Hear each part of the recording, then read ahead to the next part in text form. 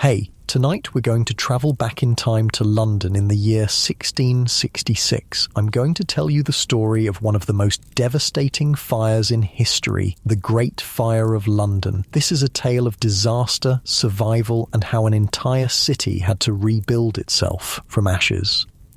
It's a story about real people who faced an unimaginable catastrophe, and how even in the darkest moments, humanity found ways to persevere. Hey, if you're enjoying these stories, I'd really appreciate a like or subscribe. I'm curious where you're listening from, so drop a comment with your location and what time it is there. Now, find a cozy spot, take a slow, deep breath, and let your body sink into comfort as we journey back in time together. Congratulations, you've just woken up in London, September 1666. The summer has been unusually hot and dry, with barely a drop of rain for months. The wooden buildings around you are parched and cracking in the heat. You can feel the warm breeze against your skin as you walk through the narrow streets of this bustling city. Good news, you're in one of the greatest cities in the world. London is enormous by 17th century standards, home to around 350,000 people, making it the third largest city in the Western world after Constantinople and Paris. The streets are alive with tradespeople, merchants, sailors and nobles. There's an energy here that pulses through the cramped streets and overhanging buildings. Bad news. This magnificent city is a tinderbox waiting for a spark. The streets are incredibly narrow, often only wide enough for a single cart to pass. The buildings, mostly made of timber and covered with a flammable substance called pitch, lean toward each other. The upper floors jut out over the lower ones, a building technique called jettying, so that in some places you could almost reach out your window and touch the building across the street. You're staying in a neighbourhood near the Thames River, where the smell of fish and spices hangs in the air. It's Saturday evening, September 1st, and the city is winding down for the night. Candles flicker in windows as darkness settles. The wooden buildings creak in the wind, and you can hear snippets of conversation from open windows as families prepare for bed.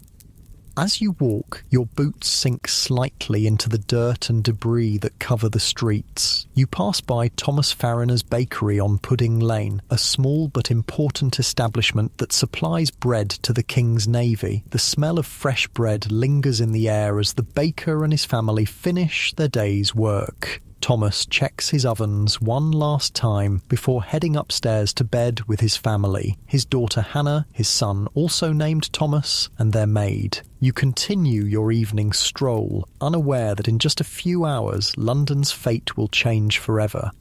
The night grows deeper. The city quiets. Most people are now asleep, dreaming peacefully in their beds. But inside the bakery on Pudding Lane, something has gone terribly wrong. Perhaps an ember from the oven has landed on a pile of fuel, or maybe a spark has caught in the dry timber. Whatever the cause, sometime around midnight, a small flame begins to grow. You're jolted awake by shouts in the street. Your room feels unusually warm and there's a strange orange glow coming through your window. The air tastes of smoke. It's now around 1 a.m. on Sunday, September 2nd, and when you look outside you see flames licking up the side of the bakery. Thomas Farriner and his family have woken to find their home ablaze. The fire has spread rapidly through the ground floor, blocking their exit down the stairs. In desperation, they climb out of an upstairs window onto their neighbour's roof. The maid, too frightened to follow, becomes the fire's first victim. You rush outside to find the street in chaos. Neighbours are forming bucket chains, passing water from hand to throw on the flames, but the fire is growing faster than they can douse it. The wooden buildings, dried out from the summer heat, catch like paper. The flames dance from house to house, gaining strength. As you stand there, mesmerised by the growing inferno, you feel a hand grab your arm. It's a local watchman, his face streaked with soot. "Don't just stand there," he shouts over the roar of the fire.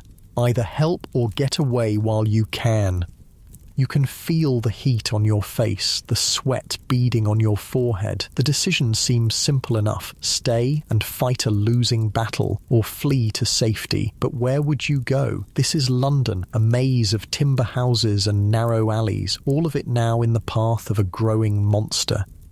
Nearby, Sir Thomas Bloodworth, the Lord Mayor of London, has finally arrived on the scene. People turn to him for leadership, for decisive action, but he seems overwhelmed by the situation. When someone suggests pulling down houses to create a firebreak, the standard practice for preventing fires from spreading, he hesitates. "Pish," he says dismissively, looking at the flames. "A woman might piss it out." His words will come back to haunt him. The Lord Mayor returns to his bed, convinced the fire will burn itself out by morning. He couldn't be more wrong. By dawn, the fire has spread beyond Pudding Lane, consuming buildings at an alarming rate. The strong east wind fans the flames, pushing them westward through the city. The narrow streets act like chimneys, intensifying the heat and drawing the fire forward. As the sky lightens, you can see that dozens of houses are already burning. People are now pouring into the streets, carrying whatever possessions they can salvage. Some load their belongings onto carts, while others drag heavy furniture by hand. Many rush toward the river, hoping to escape by boat. The wealthier citizens hire carts at extortionate prices. What would normally cost a shilling now costs 10 or 20. You make your way to the Thames, where boats of all sizes are being loaded with people and possessions. The water offers a strange mirror to the chaos, reflecting the orange glow of the burning city. From here you can see sparks carried on the wind, landing on buildings and igniting new fires far from the original blaze. One of the most shocking sights is the burning of the warehouses along the riverfront. These massive structures are filled with flammable goods: oil, tallow, coal, spirits, and more. When the flames reach them, they don't just burn, they explode in spectacular bursts of fire that light up the sky and send burning debris flying in all directions. The people around you are a mix of shocked silence and panicked cries. A woman clutches a small portrait to her chest, tears streaming down her face as she watches her home disappear in the flames. A merchant shouts orders as his apprentices load crates onto a barge. Children cling to their parents, wide-eyed with fear. Among the crowd, you notice a well-dressed man making careful observations of the fire. This is Samuel Pepys, a clerk of the Privy Seal and a keen diarist. He's been watching the fire since early morning, at first thinking it not serious enough to worry about. Now, seeing the scale of the disaster, he's on his way to Whitehall Palace to inform King Charles II. The day wears on and the fire grows ever larger. Church bells ring out warnings across the city, their urgent peals creating an eerie soundtrack to the disaster. By afternoon, the fire has reached the heart of London's commercial district, threatening the livelihood of countless merchants and tradespeople.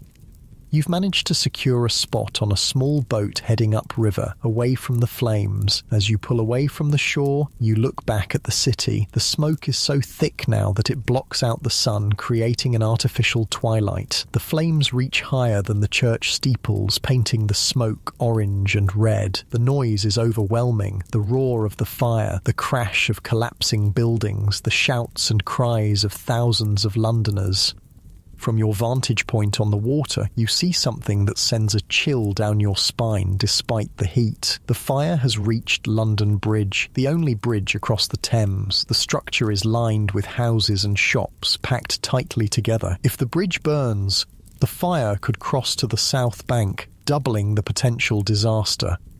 But there's a strange stroke of luck here. Part of London Bridge had been destroyed in a fire 30 years earlier, in 1633. The gap created then now serves as a firebreak, preventing the flames from crossing to the south side of the river. It's a small mercy in an otherwise merciless day.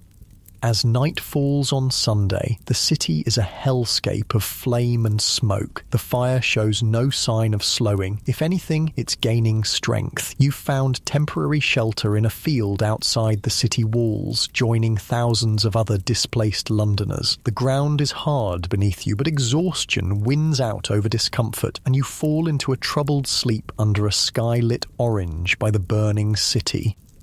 Monday morning brings no relief. The fire has continued to spread overnight and the wind remains strong from the east. From your position outside the city, you can see that the fire now extends over a mile from east to west. The smoke is visible for miles around, and reports say it can be seen as far away as Oxford. You decide to venture back toward the city, staying at a safe distance. The heat is intense, even from hundreds of yards away. The air is thick with ash and embers, making it difficult to breathe. Your eyes sting and your throat feels raw. As you watch, you see a group of men working furiously to pull down a row of houses in the fire's path. They're using long hooks and ropes, straining to create a gap wide enough to stop the flames. This is what should have been done immediately, but now it may be too late. The fire is moving too quickly, jumping over gaps and igniting buildings through sheer heat and flying embers. Among the crowd, you spot a familiar face. It's Robert Weiner, one of the wealthiest goldsmiths and bankers in London. His mansion on Lombard Street is directly in the path of the fire. Despite his wealth and status, he looks as frightened as anyone else. He's directing a team of servants who are loading chests onto carts, likely containing his gold, silver, and important documents. 24 hours, he mutters as you pass. That's all the time I have before it reaches my home. You nod sympathetically. Where will you go? Windsor Castle, he says, surprising you. The king has granted me permission to store my valuables there. He manages a grim smile. It pays to have powerful friends in times like these. As Weiner returns to his preparations, you continue your journey around the perimeter of the fire. The scene is the same everywhere. People fleeing, carrying what they can, faces streaked with soot and tears. The city that just 2 days ago was a thriving metropolis is now being emptied of its inhabitants. By Monday afternoon, the fire has reached the financial heart of London. The Royal Exchange, where merchants conduct business from all over the world, is engulfed in flames. The massive stone columns that front the building glow red with heat before cracking and collapsing. Inside, the shops that sell luxury goods from across the globe become fuel for the insatiable fire. As evening approaches, you find yourself near the Tower of London, the ancient fortress that has stood for centuries. Soldiers are frantically creating fire breaks around it, determined to save this symbol of royal power. Inside, they're moving gunpowder stores to safer locations. If the fire reaches the tower's ammunition, the resulting explosion could devastate what remains of the eastern city. You spend another night under the stars, this time on a small hill that gives you a view of the burning city. London is transformed into a sea of flame, with occasional taller bursts marking the collapse of a larger building. The orange glow lights up the faces of the refugees around you, casting long shadows behind them. There's a strange beauty to it, terrible and awesome at the same time. You overhear snippets of conversation as people try to make sense of the disaster. Some blame foreign agents or Catholic plotters. Others see it as God's judgment on a sinful city. Many simply weep for their lost homes and livelihoods. An old man sits nearby, warming his hands by a small campfire, a controlled flame in sight of the uncontrolled inferno. He catches your eye and beckons you closer. "I've lived in London all my life," he says, his voice rough with age and smoke. 73 years I've been here, through plague and war and every manner of trouble, but I never thought I'd see the city burn." He offers you a piece of bread, which you accept gratefully. Your stomach has been too knotted with anxiety to feel hunger, but now you realize you haven't eaten all day. "What will happen now?" you ask him, chewing slowly. He shrugs, his shoulders bony beneath his thin shirt. "We rebuild. What else can we do? London has burned before, though never like this. It will rise again." He stares into the distance, at the glow of the burning city. "But it won't be the same. The London I knew is turning to ash before our eyes." As he speaks, you notice movement at the edge of the refugee camp. A group of soldiers has arrived, led by a man with an air of authority. It's the Duke of York, the king's brother, come to assess the situation and coordinate firefighting efforts. Unlike the hesitant Lord Mayor, the Duke takes immediate action, ordering buildings demolished to create wider fire breaks. Tuesday dawns, and the fire has been raging for more than 48 hours. The wind still blows from the east, driving the flames deeper into the city's western districts. The fire has now consumed much of the commercial heart of London and is threatening its spiritual centre, the great Cathedral of St. Paul's.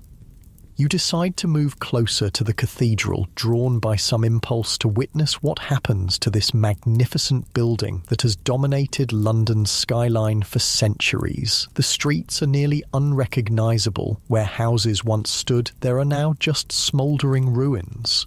The ground beneath your feet is hot, and in some places you can see that the cobblestones themselves are glowing with heat. As you approach St. Paul's, you see a curious sight. The churchyard around the cathedral is filled with books and papers, stacks and stacks of them piled haphazardly between the graves. You soon learn that booksellers from nearby shops have brought their inventory here for safety, believing the stone cathedral will withstand the fire where their wooden shops could not. Among them is Joshua Curtin, a well-established bookseller whose shop near the cathedral has been in business for many years. He's directing his apprentices as they carry armloads of books into the crypt beneath the cathedral. The stone walls will protect them, he explains, when he sees you watching. St. Paul's has stood for centuries. It won't fall to this fire. But even as he speaks, you can see doubt in his eyes. The fire is closer now, and the heat is becoming unbearable. The air shimmers with it, making the streets beyond the churchyard waver like a mirage. You help Curtin carry a few more loads of books into the crypt, then retreat to a safer distance. By midday, the fire has reached the cathedral. What happens next defies belief. The massive stone building, far from being immune to the flames, seems to feed them. The wooden scaffolding around the cathedral, erected for repairs, catches fire first. Then, to everyone's horror, the lead roof begins to melt, pouring down the sides of the building like silver tears. The heat inside St. Paul's becomes so intense that the stones themselves begin to explode, shooting outward like cannonballs. The noise is deafening, part roar, part crack, part scream, and then, with a sound that seems to shake the very ground, the roof collapses inward, taking with it centuries of history. In the crypt below, Joshua Curtin's books are now fuel for the inferno. His life's work and investments are reduced to ash in minutes. When you see him later, standing at a safe distance, watching the cathedral burn, his face is blank with shock. "Everything," he whispers. "Everything is gone." You place a hand on his shoulder, feeling the slight tremor that runs through his body. There are no words that seem adequate for such a loss, so you simply stand with him in silence, watching as one of London's greatest landmarks is devoured by flame. The fire continues its relentless march westward, swallowing everything in its path. By Tuesday evening, it threatens to reach Westminster, where the Royal Palace and Parliament stand. If these symbols of government fall, the psychological blow to the nation could be as devastating as the physical destruction of the city. As darkness falls on the third day of the fire, you find yourself near Moorfields, a large open space north of the city walls. Thousands of refugees have gathered here, creating a makeshift settlement of tents and lean-tos. Families huddle together, sharing what little food they've managed to salvage. The mood is sombre, but there's also a strange sense of community forming. Strangers helping strangers, sharing resources and comfort. You settle down for another night under the open sky, your body aching with fatigue, your clothes stiff with dried sweat and ash. The glow of the burning city lights the clouds from below, creating an eerie false dawn that makes it difficult to sleep. Around you, children whimper and adults speak in hushed tones, trying to plan for a future that suddenly seems very uncertain. As you drift into an uneasy sleep, you wonder what tomorrow will bring. Will the fire finally be contained, or will it continue until nothing is left of this once great city? And even if the flames are stopped, how will London and its people ever recover from such devastation? The answer to these questions will come with the morning light as the Great Fire of London enters its fourth day and the fight to save what remains of the city reaches its climax. The dawn of Wednesday, September 5th, breaks with an unusual glow. The sun struggles to penetrate the thick pall of smoke hanging over what remains of London. You've barely slept, your body tense with anxiety, your lungs roar from breathing smoke-filled air. As you rise and brush the dirt from your clothes, you notice something different. The wind has changed. For 3 days, the strong easterly wind has driven the fire relentlessly westward through the heart of the city. But now, on this fourth morning, the wind has shifted to the north, then weakened considerably. This simple change in weather might be what saves what's left of London. You make your way toward the burning city once more, drawn by a need to witness this historic catastrophe. The streets are filled with ash that swirls around your ankles with each step. The heat still radiates from the ground, warming the soles of your boots. In some places, the cobblestones themselves are hot enough to burn skin.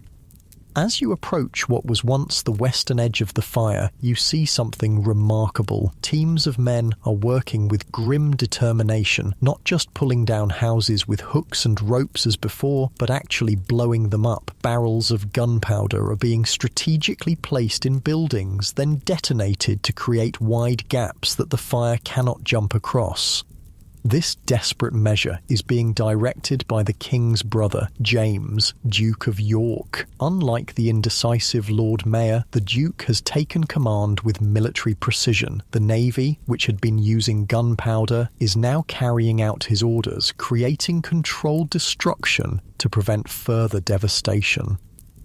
"Stand back," comes a shout, and you retreat just as another explosion rocks the ground beneath your feet. A building collapses in a cloud of dust and debris, adding to the apocalyptic scene. But the strategy is working. Without the wind to carry embers across these new gaps, the fire struggles to find new fuel.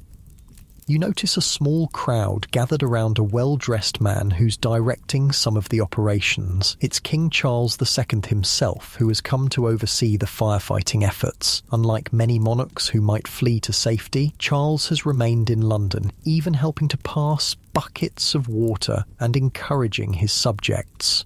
"The king himself, getting his hands dirty alongside common folk," murmurs a woman beside you, her voice filled with wonder.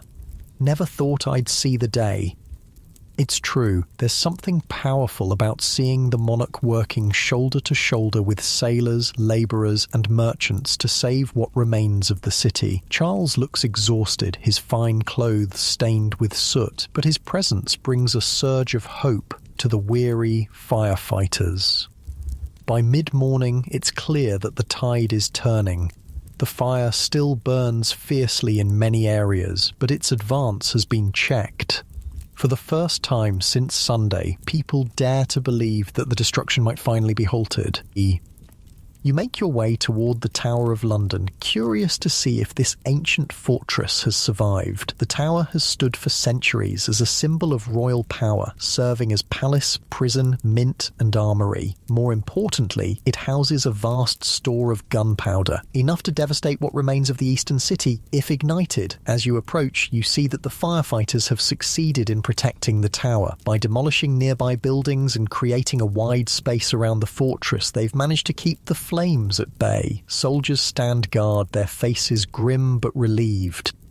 Near the tower, you encounter a familiar face, Robert Weiner, the wealthy goldsmith and banker whose mansion on Lombard Street you'd seen being evacuated 2 days earlier. He looks haggard, his fine clothes rumpled from sleeping rough, but there's a calculating intelligence in his eyes as he surveys the devastation.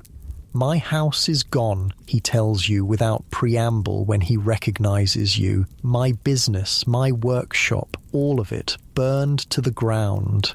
I'm sorry, you say, the words feeling inadequate against such loss. Weiner shrugs. The gold and silver I sent to Windsor, and my account books too. I can rebuild. He glances at you appraisingly. Many others cannot say the same. What will you do now? You ask.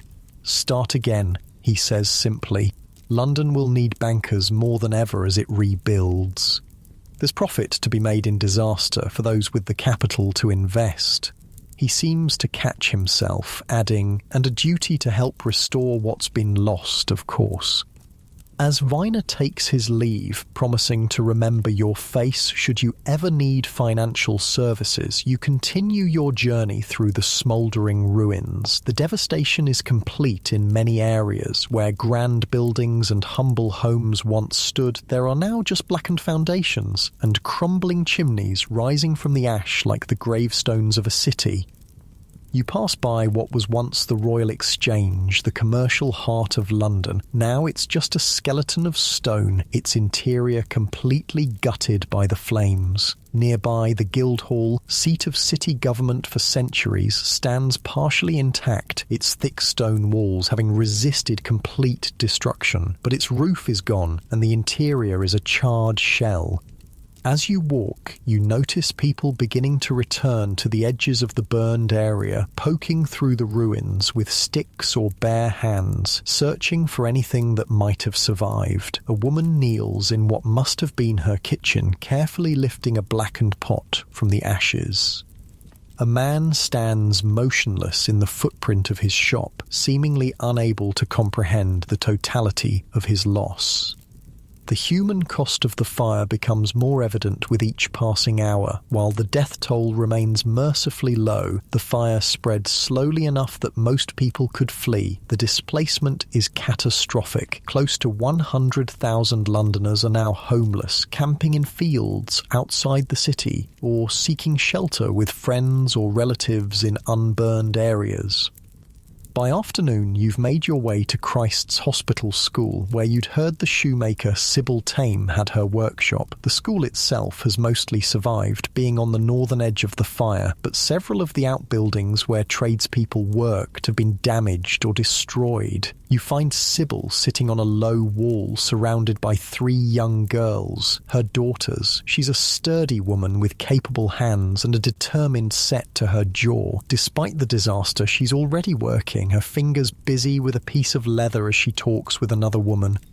No choice but to start over, she's saying as you approach. The tools I managed to save, thank God, but everything else. She shakes her head, then notices you hovering nearby. You looking for shoes? I'm afraid you'll have a long wait. Lost my whole stock in the fire. Just passing by, you explain, seeing how people are faring.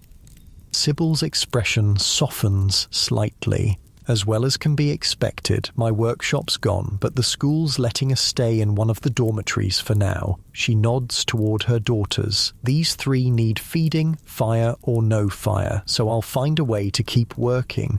The school will need shoes for the orphans, adds the woman beside her. They'll have you back making them before long, though they may grumble about the price of leather after this. Sybil laughs, a surprisingly hearty sound amid so much destruction. Let them grumble. They know I'm the best shoemaker they'll find, and I've never been shy about knowing my worth. There's something inspiring about her practical resilience. While others might be paralysed by the scale of the disaster, Sybil is already planning how to rebuild her life, one stitch at a time. As evening approaches on this 4th day of the fire, the immediate danger seems to be passing. The combination of fire breaks, changing wind, and exhaustive firefighting efforts has finally contained the worst of the blaze, but London still smoulders and will continue to do so for days or even weeks. The ground is too hot to walk on in many areas, and small fires continue to break out as embers find new fuel. You find a relatively comfortable spot on a hillside overlooking the burned city, joining hundreds of other displaced Londoners in what has become an impromptu refugee camp. As darkness falls, the glow of the city is still visible, though less intense than on previous nights. The silhouettes of half-destroyed buildings create a jagged skyline against the orange sky. Around campfires, people share what food they've managed to salvage or purchase. The mood is subdued, but not entirely hopeless. Londoners are already talking about rebuilding, about what the new city might look like, about how to create something better from the ashes of the old. But there's another conversation happening too, one darker and more dangerous. People are looking for someone to blame. "It's the Dutch," insists a merchant near your campfire. "We're at war with them, aren't we? Their ships couldn't defeat us at sea, so they sent agents to burn us from within." "Nonsense," counters an older woman. "It's the Catholics. They've been plotting against good Protestants since Queen Mary's day." "I heard it was the French," adds another voice from the shadows. These whispers of conspiracy spread through the camps like another kind of fire, feeding on fear and uncertainty. The human need to find meaning in disaster, to identify an enemy rather than accept terrible coincidence, is powerful. You listen but say nothing, remembering how the fire actually began in a baker's oven on Pudding Lane through simple carelessness rather than malice. As the night deepens, exhaustion finally overcomes anxiety, and you drift into sleep beneath the open sky, the glow of the smouldering city, your only light. Thursday morning brings clearer skies, the smoke finally beginning to dissipate as the remaining fires burn themselves out. The immediate crisis has passed, but the aftermath is just beginning. London faces the monumental task of burying its dead, housing its displaced, and eventually rebuilding what has been lost. You decide to venture deeper into the burned area, curious to see the full extent of the destruction in daylight. The scene is apocalyptic. From the Tower in the east to Fleet Street in the west, from the Thames in the south to the City Wall in the north, London has been gutted. Over 400 acres, 4/5 of the area within the city walls, has been reduced to ash and rubble. The statistics are almost impossible to comprehend. 13,200 houses destroyed, 87 parish churches burned to the ground, most of the city's governmental and commercial buildings gone. Everywhere you look, chimneys stand like lonely sentinels above fields of debris. Occasionally you spot the melted remnants of a church bell or the twisted metal of what was once a shop sign. The sound of hammering draws your attention. Already, some Londoners are erecting temporary shelters amid the ruins, driving posts into the still warm ground and stretching canvas over them. Others are setting up makeshift stalls to sell food, drink, or salvage goods. London may be down, but its commercial spirit is far from dead. Near what was once St Paul's Cathedral, you encounter Joshua Curtin again, the bookseller whose stock was destroyed when the cathedral burned. He's poking through the rubble with a long stick, occasionally stopping to examine something more closely. "Looking for anything in particular?" you ask, approaching carefully so as not to startle him. He looks up, recognition dawning slowly on his ash-streaked face. "Oh, it's you, the one who helped with the books." He gestures vaguely at the ruins of the cathedral. "Not that it did any good in the end." "I'm sorry about your books," you say. He nods absently, returning to his search. Some had metal clasps or decorations. Silver, a few even gold. Might be something left of them, at least. His voice is flat, emotionless, as though he's retreated somewhere inside himself. You help him search for a while, but find nothing of value. The fire that consumed St. Paul's was hot enough to melt lead. Any precious metals would have suffered the same fate. Eventually, Curtin straightens up, wincing as his back protests. "It's no use," he says, finally allowing some emotion to creep into his voice. "It's all gone. 30 years of collecting, of building my business." He trails off, staring at the ruins. "What will you do now?" you ask, echoing the question you asked the goldsmith Weiner. Unlike Weiner, Curtin has no ready answer. "I don't know," he admits. Start again, I suppose, though I haven't the capital that some do. Perhaps I'll leave London altogether. They say Oxford is pleasant, and they value books there. As you part ways with Curtin, you can't help but reflect on the different ways people respond to catastrophe. Some, like Sybil Tame, face it with practical determination. Others, like Robert Weiner, look for opportunity amid the chaos. And some, like Joshua Curtin, seem lost, unmoored by the sudden destruction of everything familiar. You continue your exploration of the ruined city, eventually finding yourself near the bakery on Pudding Lane where it all began. There's nothing left of it now, just a blackened patch of earth indistinguishable from the surrounding devastation. It seems impossible that such complete destruction could have started from a single spark, yet the evidence is all around you. As you stand there, contemplating the power of fire and the fragility of human construction, you overhear a heated conversation nearby. A group of men are questioning someone. From their uniforms, they appear to be constables or watchmen, and the person they're interrogating looks foreign, perhaps French. "Admit it," one of the constables is saying, his face red with anger. "You and your Catholic friends planned this. You wanted to destroy our Protestant city." The foreigner is protesting his innocence, his accented English becoming more fractured as his panic rises. No, I arrive only yesterday. I know nothing of fire." You hesitate, torn between walking away from an ugly scene and intervening in what appears to be a grave injustice. Before you can decide, someone else steps in, a well-dressed gentleman with an air of authority. "That's enough," he says firmly to the constables. "This man was nowhere near London when the fire began. I've seen his ship's records myself." The constables back down reluctantly, muttering among themselves as they leave. The gentleman helps the shaken foreigner to his feet. "Thank you, sir," the man says, his voice trembling. "They say all foreigners are to blame. It is not safe for me here." "Get yourself to Southwark," the gentleman advises him. "There are others from your country there, and the fire didn't cross the river." He presses a few coins into the man's hand. "Go quickly and stay out of sight until this madness passes." As the foreigner hurries away, you approach the gentleman, curious about his intervention.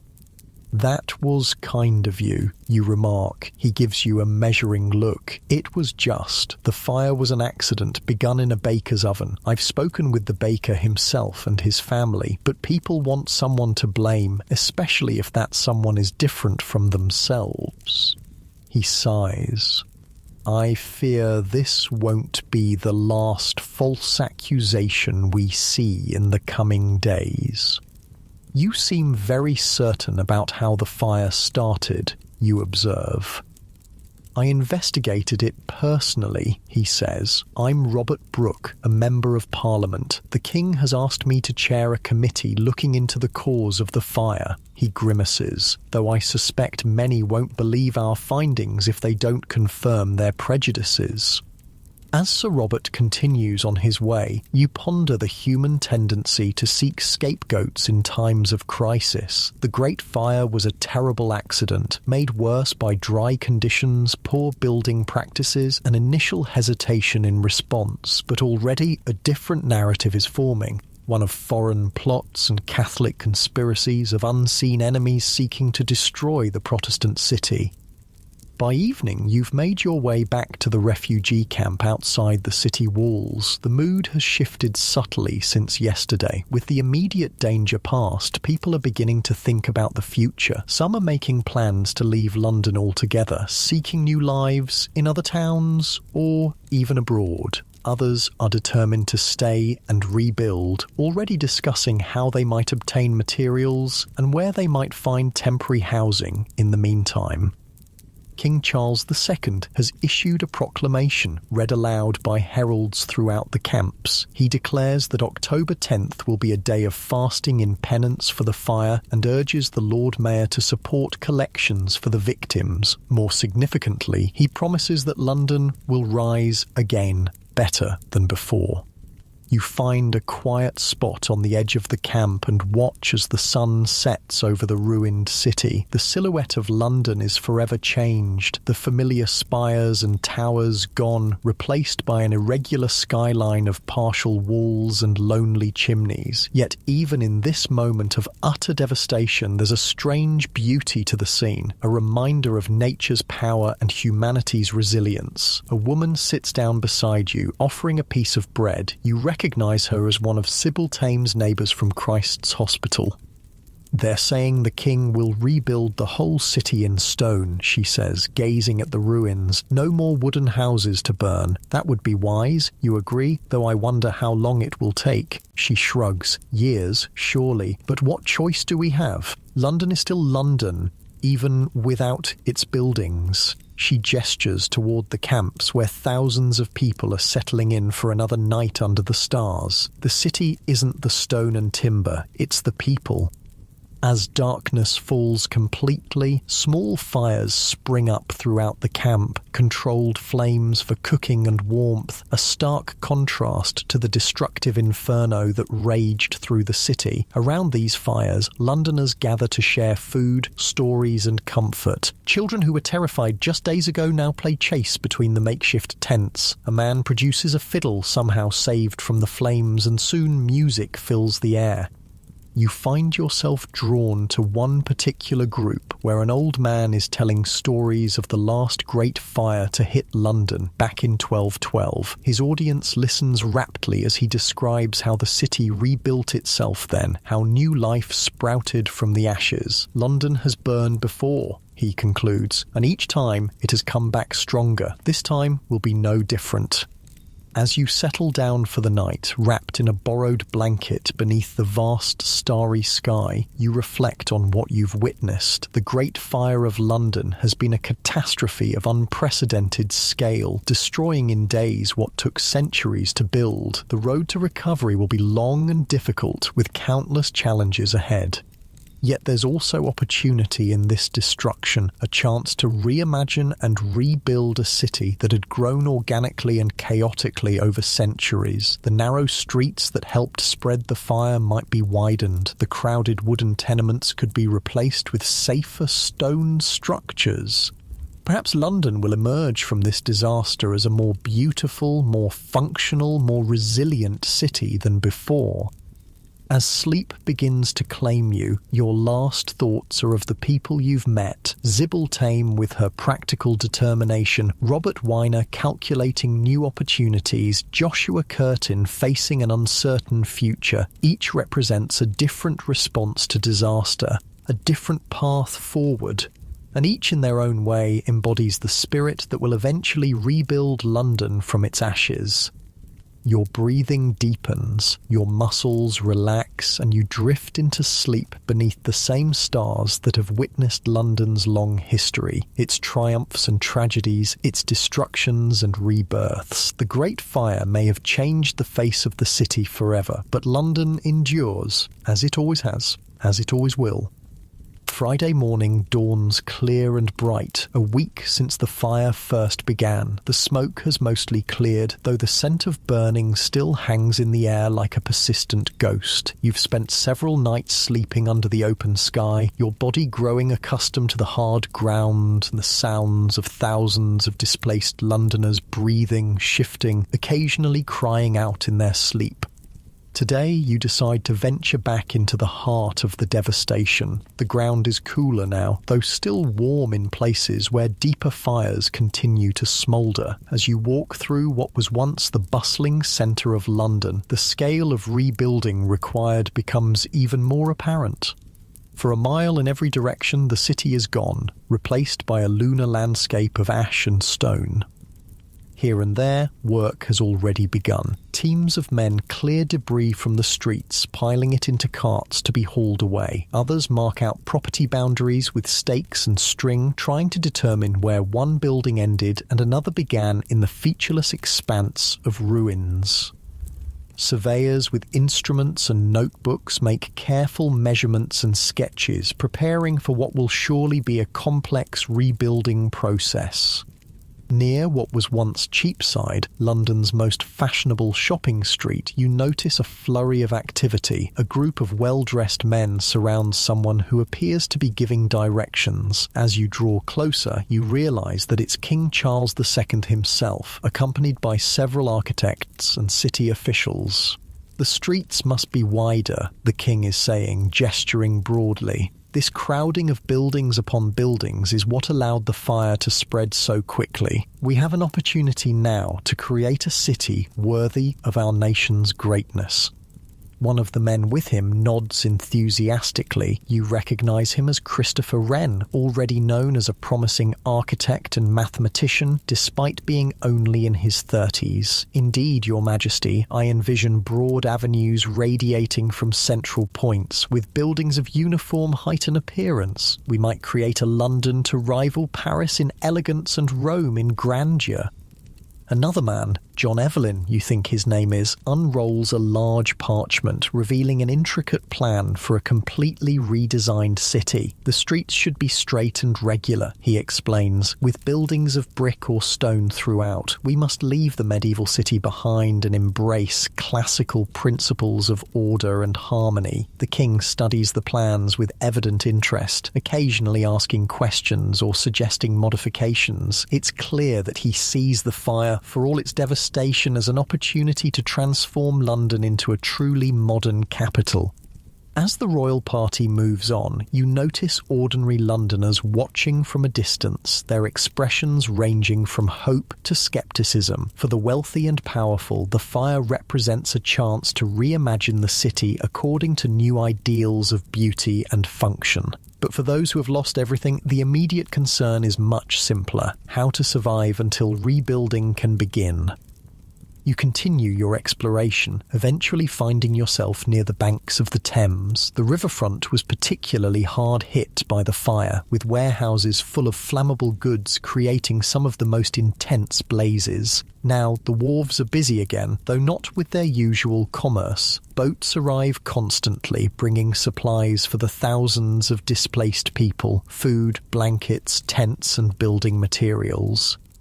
Among the boats, you spot one being unloaded with particular care. Men in the livery of the king's household oversee the transfer of crates and barrels to waiting carts. Curious, you approach one of the workers. "What's all this?" you ask, gesturing to the supplies. "King's Relief," the man answers, wiping sweat from his brow. "Food and necessities for those made homeless by the fire. His Majesty has ordered distributions throughout the camps." It's a reminder that for all his grand visions of a new London, Charles hasn't forgotten the immediate needs of his subjects. The king seems determined to show a different face than he did during the plague the previous year, when he and his court fled the city for the safety of Oxford. As midday approaches, your stomach reminds you that you haven't eaten since yesterday. You follow the smell of cooking to a makeshift market that has sprung up at the edge of the burned area. Here, farmers from the surrounding countryside sell their produce to the displaced population, while enterprising cooks offer hot meals from steaming pots. You purchase a bowl of pottage, a thick stew of vegetables and barley, from a woman whose cooking fire is little more than a few stones arranged around burning sticks. The food is simple but filling, warming your insides as you sit on an overturned bucket to eat. Around you, the conversation centres on one topic: rebuilding. A group of carpenters discusses the likely price of timber in the coming months. Astronomical, they agree, with so much demand. Two masons argue about the best type of stone for new construction, while a chandler wonders aloud where he'll find the capital to restart his candle-making business.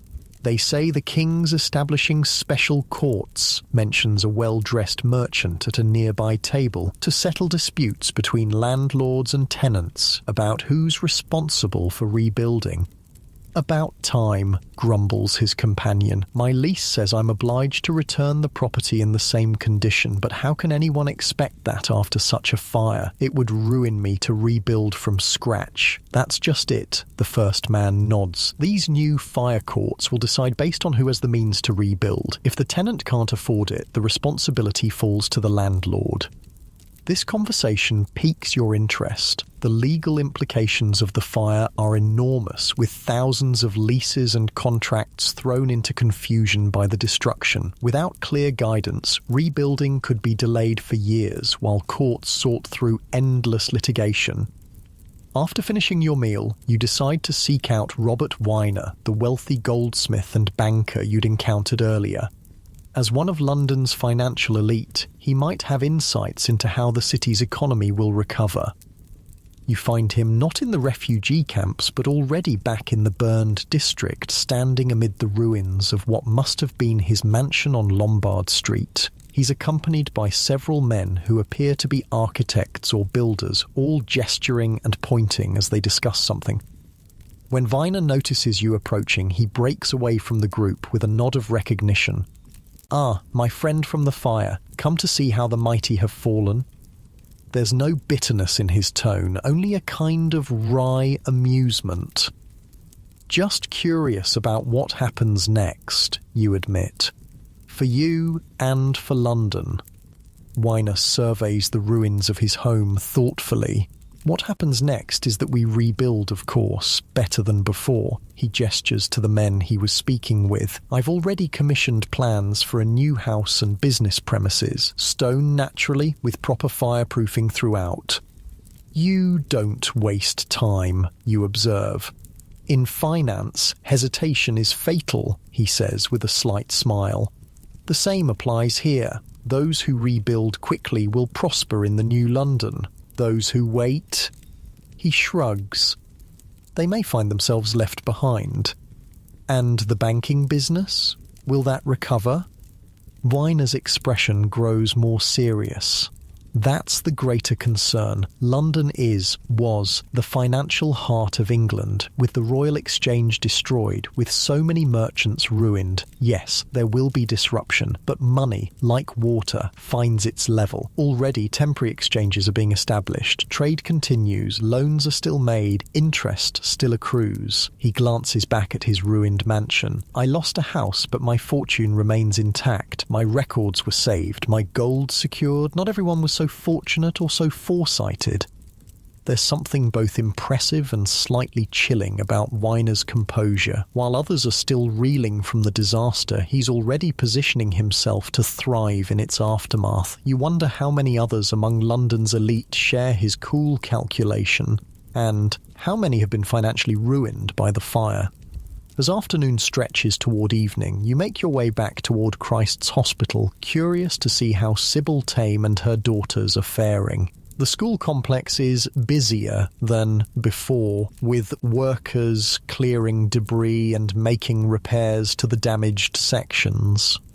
You find Sybil not in the dormitory where she was staying, but in a small courtyard where she set up an impromptu workshop. A plank balanced between two barrels serves as her workbench, and she's busy cutting leather with a sharp knife, her movements precise and practiced.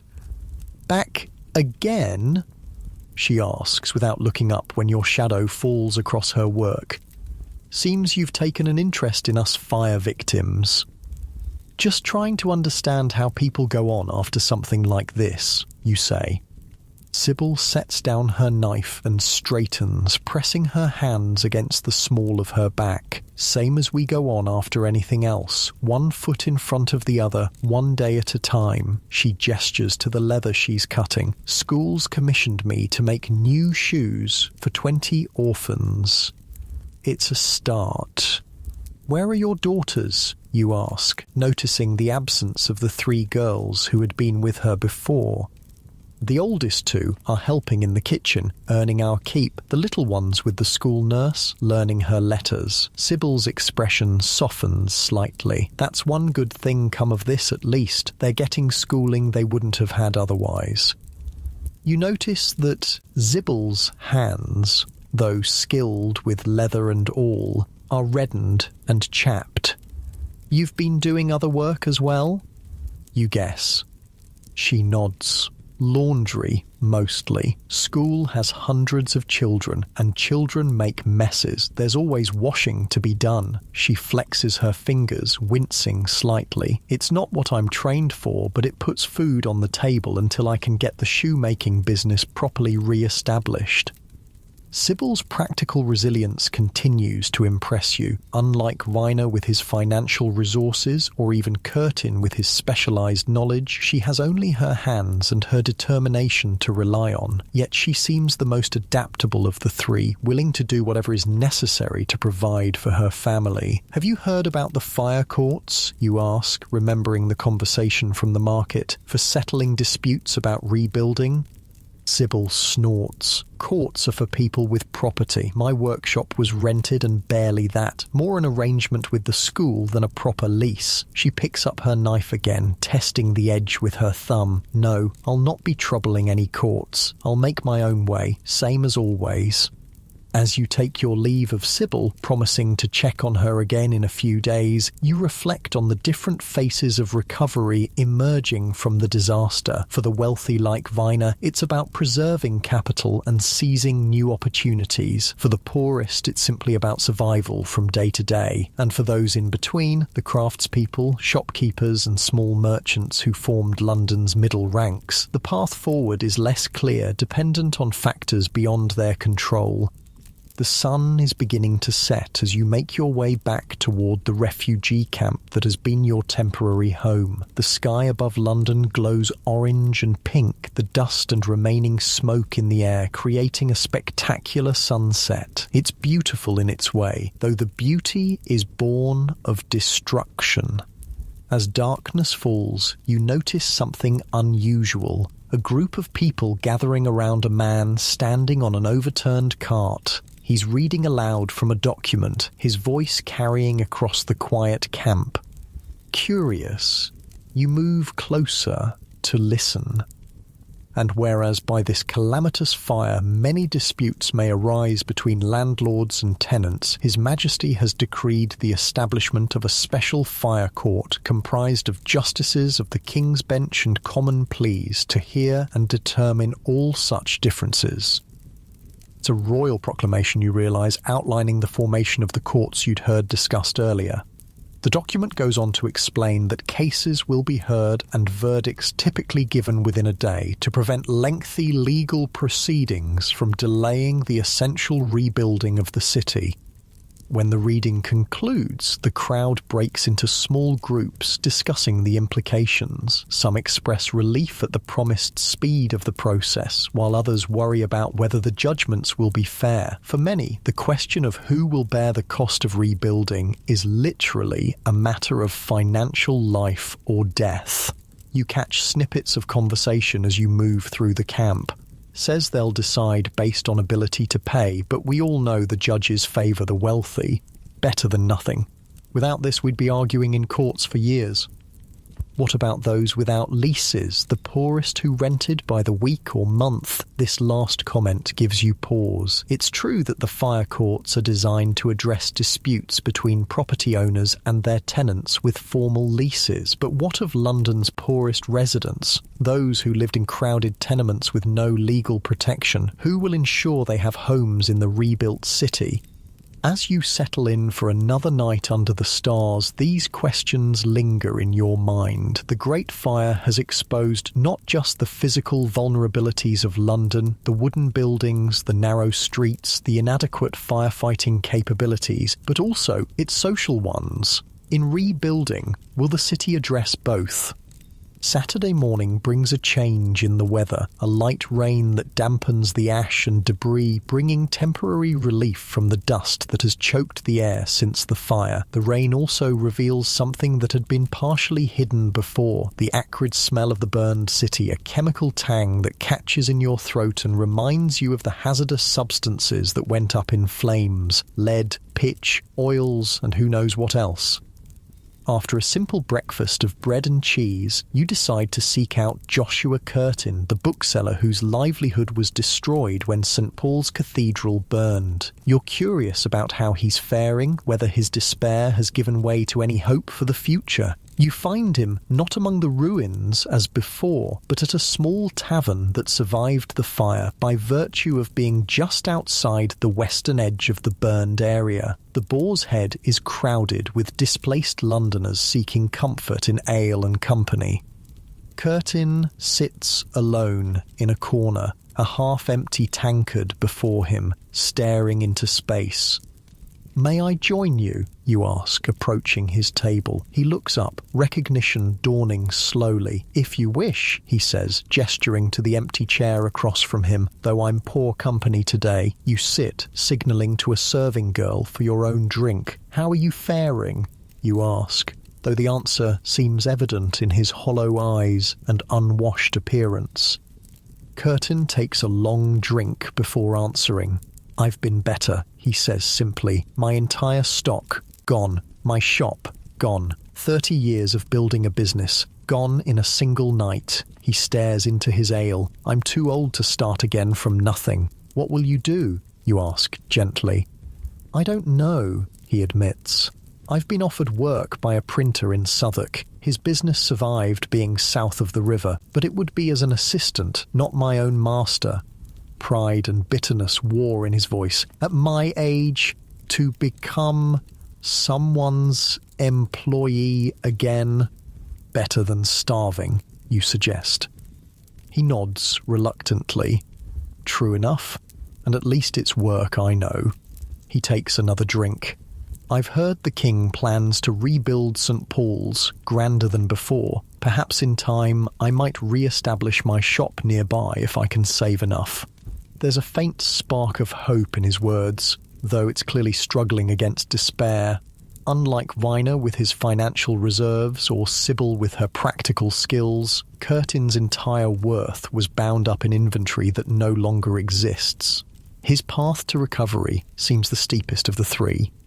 They say Christopher Wren may design the new cathedral you mention, trying to nurture that small spark of hope. It could be magnificent, a centerpiece for the rebuilt city. Wren, Curtin nods. "Yes, I've seen some of his work. A brilliant man." For the first time, there's genuine animation in his voice. "I sold his books on astronomy, before the fire. His Principles of Mathematical Learning was quite popular among the scholarly set." You realise that despite his current circumstances, Curtin is an educated man connected to London's intellectual life. This gives him resources beyond the material, knowledge, connections, reputation that might help him rebuild. Perhaps, you suggest, when St. Paul's rises again, it will need someone who understands books to help rebuild its library. Curtin considers this, a thoughtful expression replacing his earlier despair. That's not an unreasonable thought. I do know many of the scholars and clergy, and I have expertise in valuing and sourcing rare volumes. He straightens slightly in his chair. "I should speak with the Dean. Once things settle, he and I were on good terms." As your conversation continues, you notice a subtle but significant shift in Curtin's demeanour, the possibility of a future role, one that honours his knowledge and experience rather than reducing him to a mere assistant, has kindled something in him. It's a reminder that recovery requires not just physical rebuilding, but the restoration of purpose and dignity. When you eventually take your leave of Curtin, he seems more purposeful than before, mentioning plans to clean himself up and make inquiries about temporary lodgings closer to where the cathedral will be rebuilt. It's a small step, but an important one. Outside the tavern, the rain has stopped, leaving the air fresher than it's been in days. You decide to walk toward Whitehall Palace, curious about the governmental response to the disaster. As you approach, you see that the palace complex is bustling with activity. Messengers coming and going, carts being loaded with supplies, officials conferring in small groups. The royal government is clearly mobilising resources to address the crisis. Guards stand at the palace gates, but they're primarily occupied with directing the flow of people and vehicles rather than restricting access. This openness itself seems significant, a sign that the king wants to be seen responding actively to his subjects' needs. Near the gate, you notice a group of men in clerical garb speaking with a palace official. They appear to be parish priests from the burned areas, likely seeking assistance for their displaced congregations. The official listens attentively, making notes on a piece of parchment. Assure you that His Majesty is deeply concerned for the spiritual welfare of the people, the official is saying as you pass. Temporary places of worship will be established and plans for rebuilding the churches are already being discussed. Religion was central to life in 17th century London, with parish churches serving as community hubs as well as places of worship. The loss of 87 churches in the fire has created not just a spiritual vacuum but a social one as well, depriving neighbourhoods of their gathering places and administrative centres. As you continue past Whitehall toward Westminster, you notice people from all walks of life converging on the area. Some are clearly petitioners seeking assistance or information, while others appear to be offering services or resources to help with the recovery. The disaster has created a strange levelling effect, bringing together Londoners who might otherwise never interact. Near Westminster Abbey, which fortunately escaped the fire, you encounter a familiar face, Sir Robert Brooke, the Member of Parliament who intervened to protect the foreign man from false accusations. He's deep in conversation with several other gentlemen, but notices you and offers a nod of recognition. When his discussion concludes, he approaches you. "We meet again," he says. "Still observing the aftermath of our great calamity? Trying to understand it," you admit, "and how people respond to such disaster." "A worthy study," he nods. "I've seen the best and worst of human nature these past days. Great generosity alongside petty opportunism, remarkable courage in the face of loss, but also the search for scapegoats rather than solutions. Have there been more attacks on foreigners?" you ask, remembering the incident you witnessed.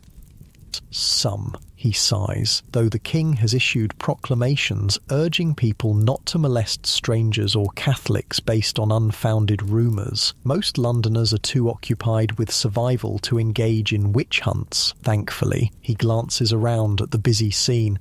"But there will always be those who prefer a simple villain to a complex truth.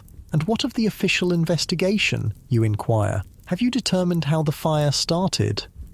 "We've taken testimony from the baker, Thomas Farriner, and his family. They insist the fire in their oven was properly extinguished before they retired." Brooke shrugs. "Whether that's true or merely self-protection, we may never know for certain, but there's no evidence of deliberate arson, despite the rumours."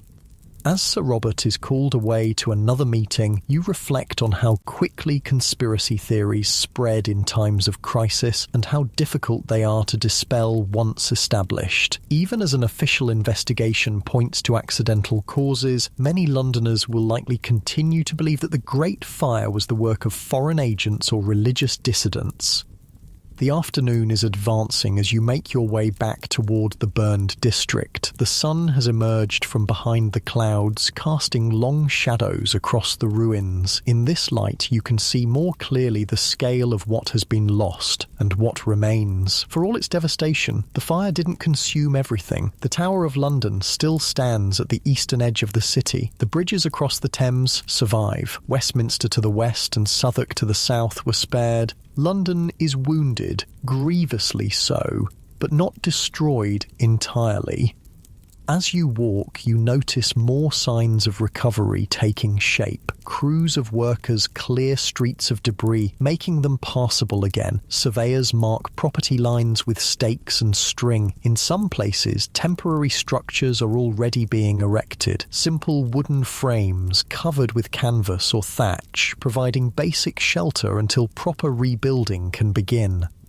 Near what was once the Royal Exchange, you come across a fascinating sight. A large tent has been set up, and inside, merchants and traders conduct business much as they did before the fire. Deals are made, contracts signed, money changes hands. London's commercial heart, it seems, cannot be stilled even by catastrophe. "Impressive, isn't it?" says a voice beside you. You turn to find a well-dressed merchant watching the same scene. 3 days ago, this was just an idea. Now look, business continues. Life finds a way. You agree. Indeed it does, the merchant nods, though not always the same way as before. This disaster will ruin some and make the fortunes of others. He gestures toward the tent. Already there are winners and losers emerging from the ashes. You think of the 3 Londoners whose stories you followed. Viner positioning himself to profit from rebuilding, Sybil adapting practically to immediate needs, Curtin struggling to find a path forward. Each represents a different possibility in the aftermath of disaster, a different response to having one's world turned upside down. As evening approaches once more, you find yourself drawn back to the refugee camp where you've spent recent nights. The atmosphere has changed subtly here too. There's still grief and uncertainty, but also more organisation, more purpose. Temporary shelters have improved. Food distribution is more efficient. Small communities have formed among the displaced, providing mutual support and sharing resources. You settle in for another night under the open sky, though you notice some people are now constructing more substantial shelters from salvaged materials. The initial shock is passing, and the long process of adaptation and rebuilding has begun. London will never be the same after the Great Fire, but perhaps it will eventually be something better, a city reborn from its own ashes like the legendary Phoenix. As you drift towards sleep, you wonder what the coming weeks and months will bring for London and its people. The challenges ahead are enormous, the suffering far from over. Yet there's also opportunity in this moment of transformation, a chance to create something new from the ruins of the old. In disaster's wake, possibilities emerge alongside hardships. The stars wheel overhead, constant and unchanging despite the chaos below. London has stood for centuries and will stand for centuries more, you're certain. Different, yes, shaped by fire and its aftermath, but enduring nonetheless. With this thought comforting your mind, you slip into dreams of a city reborn. A week has passed since the Great Fire was finally extinguished. The immediate crisis has ended, but now London faces a different challenge, the long, complex process of rebuilding an entire city from the ground up. You've remained in the refugee camp, drawn by some desire to witness this historic transformation and to follow the fates of the Londoners you've come to know. The morning air carries a chill that wasn't present before, a reminder that autumn is approaching. Soon, the thousands of people living in makeshift shelters will face the added hardship of cold weather. There's an increasing urgency in the air, a sense that temporary solutions must give way to more permanent ones before winter arrives. As you stir from your bedroll, you notice a group of officials moving through the camp, accompanied by clerks carrying stacks of parchment. They stop at each family group, asking questions and making notes. Curious, you approach as they finish with a family nearby. "What's happening?" you ask the father, who looks both relieved and concerned. "They're registering everyone who lost homes," he explains. "Taking names, occupations, where we lived before. They say it's to organise proper temporary housing before winter comes." This systematic approach is a marked improvement from the chaotic first days after the fire. The authorities have moved from emergency response to more methodical recovery planning. It's a sign that London is beginning to look beyond immediate survival toward longer-term reconstruction. After a simple breakfast, you decide to venture into the city again to see what progress has been made. The main streets have been largely cleared of debris now, making it easier to navigate through what was once a dense urban landscape. Teams of workers continue to sort through the ruins, salvaging usable materials and carting away the rest. Near what was once the Royal Exchange, you notice a large wooden structure being erected. It's clearly temporary, built of fresh timber with a canvas roof, but substantial enough to serve for months or even years. A sign identifies it as the Temporary Exchange, a placeholder for the financial heart of London until the permanent building can be rebuilt.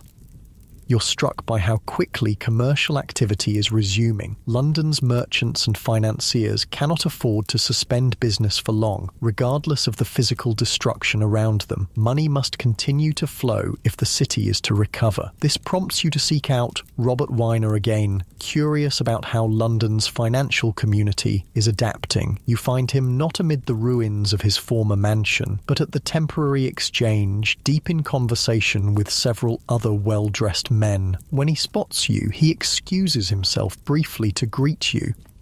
"Ah, my observant friend," he says with a thin smile. "Come to see commerce rising from the ashes?" "Something like that," you acknowledge. "Things seem to be moving quickly." "They must," Weiner replies, gesturing to the bustling activity around you. London is not merely a city of buildings, but a machine of commerce. If that machine stops turning for too long, the damage will far exceed what the fire caused. He leads you through the temporary structure, pointing out various groups engaged in different types of business. Here, merchants arrange for shipments of goods from abroad. There, insurers assess losses and negotiate compensation. In one corner, moneylenders confer with potential borrowers, setting terms for loans that will finance rebuilding. Many have lost everything, Weiner explains, but still possess their knowledge, their connections, their reputation. On these intangible assets, new fortunes will be built. He gives you an appraising look. Those who understand this are already securing their future. There's something almost predatory in his assessment, a reminder that disasters create opportunities for those positioned to exploit them. Yet you also recognize that this rapid resumption of business is essential for London's recovery. Without capital flowing, rebuilding would be impossible. What of those without such intangible assets, you ask? The labourers, the small shopkeepers? Weiner shrugs. Many will find employment in rebuilding. Wages for construction workers have already doubled due to demand. Others will adapt as they must. His tone suggests this is not his primary concern. The city will sort itself according to the natural laws of commerce. As you take your leave of Weiner, you reflect on his perspective. For him, the fire represents primarily an economic disruption and opportunity. The human suffering it caused is secondary, a regrettable but ultimately irrelevant side effect. You wonder how many of London's elite share this coldly practical view. Your thoughts turn to Sybil Tame, whose practical resilience offered such a contrast to Weiner's calculating approach. You make your way back toward Christ's Hospital, curious about how she's faring now that a week has passed.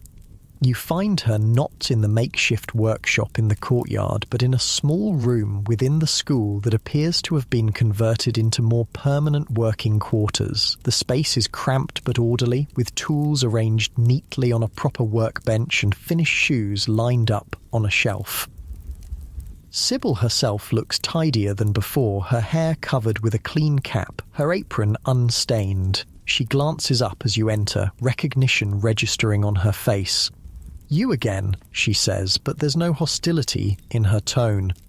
"Beginning to think you're writing a book about the fire and its victims." You smile at how close to the truth she's come, just interested in how people rebuild their lives after such destruction. Sybil sets down the leather she's working with and stretches her back. "Well, as you can see, I'm doing better than many. The school has given me this space until my old workshop can be rebuilt. Between the shoes I'm making for the orphans and commissions from staff, I've enough work to keep my hands busy." You notice that her daughters are absent. "And your children?" The older two have been taken on as kitchen helpers, paid positions now, not just working for our keep. The youngest has been accepted as a pupil. Pride shines briefly through her practical exterior. She has a quick mind, the teachers say, might make something more of herself than her mother did. "You seem to have made quite a good life," you observe. Sybil snorts softly. "I've survived, which is something, but a woman alone, raising 3 girls in this world." She shakes her head. "Every day is a battle, fire or no fire." Her candour is refreshing after Viner's cool calculation. Where he sees abstract economic forces, she experiences the daily reality of struggling to provide for her family in a society that offers few opportunities for women, especially widows. Have you heard about the rebuilding plans? You ask. They say the king wants to transform London completely. I've heard talk, Sybil acknowledges, grand avenues and classical buildings and all manner of fancies, but I'll believe it when I see it. She picks up her leather and all again. Men like to draw pretty pictures. Whether they match what gets built is another matter. Her scepticism is understandable. For ordinary Londoners like Sybil, grand architectural visions mean little compared to the immediate question of where they will live and work. The theoretical city taking shape on architects' drawing boards is far removed from her practical concerns. In any case, she continues, punching the awl through the leather with practiced precision, they can plan all they like, but people have rights to their property. My old landlord won't surrender his plot just because some architect wants to put a fancy boulevard through it. This touches on a fundamental tension in the rebuilding process between the desire for a completely redesigned city and the reality of existing property rights. Thousands of Londoners own or lease specific plots of land, and they expect to rebuild on those same plots, regardless of new street plans or building regulations.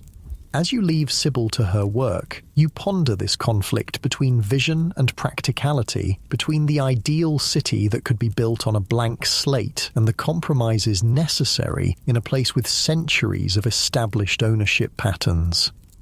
This leads your thoughts to Joshua Curtin, the bookseller whose livelihood was destroyed when St. Paul's Cathedral burned. When you last saw him, he was beginning to consider how he might rebuild his life by contributing his knowledge to the reconstruction of the cathedral's library. You wonder whether this nascent hope has developed further. You find Curtin not at the tavern where you last encountered him, but at a coffee house near Fleet Street that has become a gathering place for intellectuals and professionals displaced by the fire. These establishments, still relatively new to London, serve as informal clubs where news is exchanged, business conducted, and ideas debated. The coffee house is crowded and noisy, filled with the smell of the strong, bitter beverage and the sound of animated conversation. Curtin sits at a table with several other men engaged in what appears to be an intense discussion. His appearance has improved markedly. His clothes are clean, his face shaved, his eyes brighter than before. He notices you and waves you over, introducing you to his companions, a clergyman, an architect's assistant, and another bookseller whose shop survived the fire. We were just discussing the plans for the new St. Paul's, Curtin explains, making space for you at the table. Mr. Hook here works with Dr. Wren and has seen the preliminary sketches. The architect's assistant, a young man with ink-stained fingers, nods eagerly. It will be magnificent. Nothing like the old cathedral. Dr. Wren envisions a classical design with a great dome inspired by St. Peter's in Rome, but distinctly English in character. And what of the library? Curtin asks, his interest evident. That's still being determined, Hook admits, but there will certainly be one, and it will need to be stocked anew. All the books and manuscripts in the old cathedral were lost. The clergyman, introduced as Reverend Thompson, turns to Curtin, which is why your expertise would be invaluable, Joshua. Few in London know rare books as well as you do. You realise that Curtin has indeed pursued the idea you suggested, using his knowledge to help rebuild St. Paul's Library. The seed of hope you saw earlier has clearly taken root and begun to grow. I've spoken with the Dean, Curtin tells you when the conversation shifts to other topics. He remembers me from before the fire and values my knowledge of theological works. There's no formal position yet. Everything is still too unsettled, but he's indicated that when the time comes, I'll be considered. That's excellent news, you say, genuinely pleased for him. It's a direction at least, Curtin acknowledges, and in the meantime, Thompson has introduced me to several clergymen from parishes whose churches survived. They need books for their studies and services, and I've begun acting as an agent, sourcing volumes from printers and booksellers outside London. He smiles wryly. Not the business I had before, but it keeps bread on the table and makes use of my connections.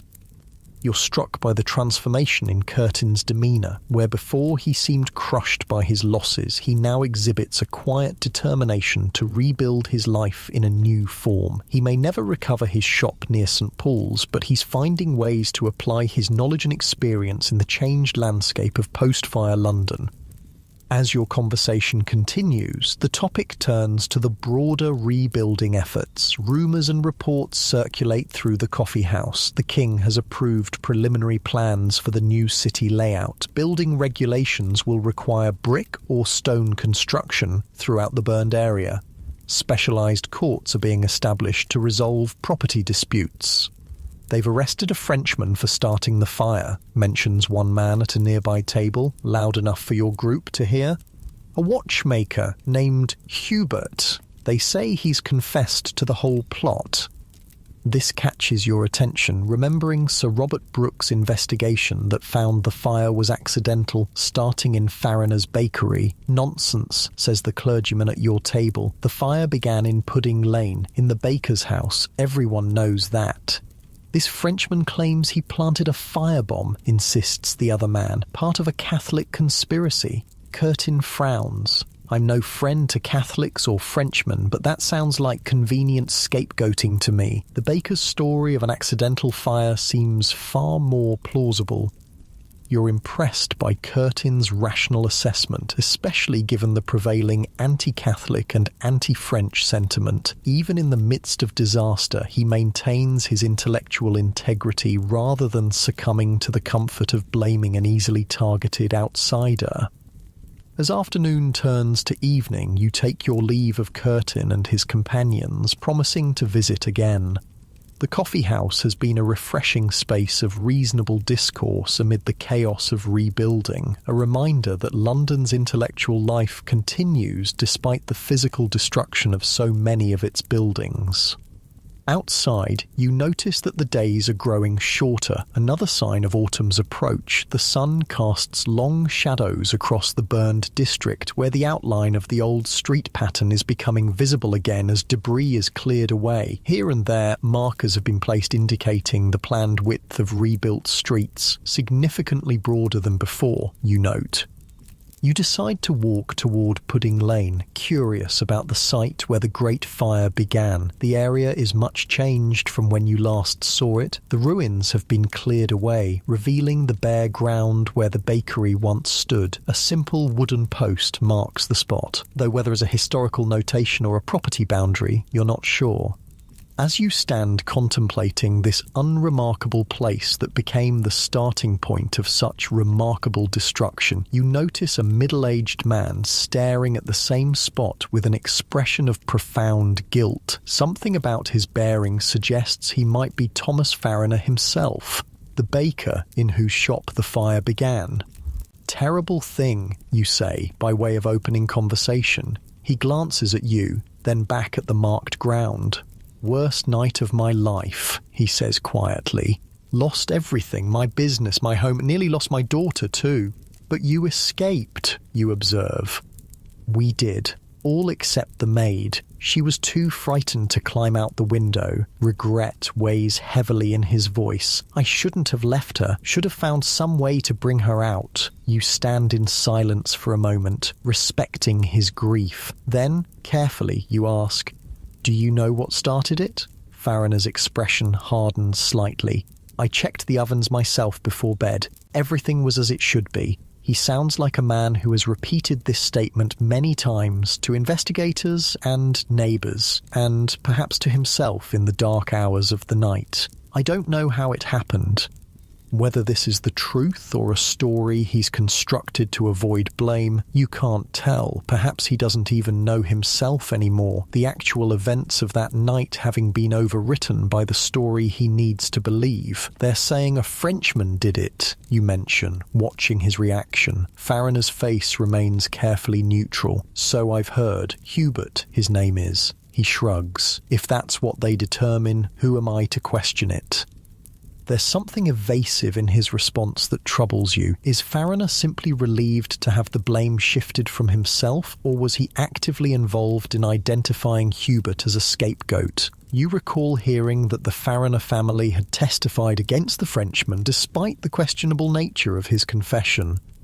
Before you can probe further, Farriner excuses himself, saying he has business to attend to. As he walks away, you notice that despite his claimed losses, he's well-dressed and appears financially comfortable. Perhaps, like many others, he's already finding ways to re-establish himself in the aftermath of the disaster. The encounter leaves you with an uneasy feeling. Justice, it seems, may be another casualty of the Great Fire, sacrificed to the human need for simple explanations and identifiable villains. As evening settles over London, you make your way back toward the refugee camp that has been your temporary home. The camp itself has evolved over the past week, becoming more organised and substantial. Many families have constructed more permanent shelters using salvaged materials, creating a makeshift village on what was once open fields.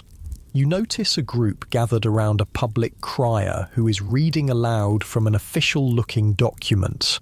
Drawing closer, you realise it's a proclamation regarding the rebuilding of London. His Majesty's decree that all new buildings within the burned district shall be constructed of brick or stone with party walls of sufficient thickness to prevent the spread of future fires.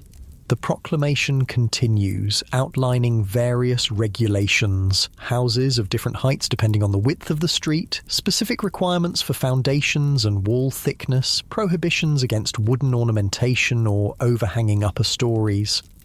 These building codes represent London's first comprehensive attempt to create a safer, more fire-resistant city. The medieval pattern of timber frame construction with jutting upper floors, which had allowed the fire to spread so rapidly, is being deliberately abandoned in favour of more modern, substantial buildings.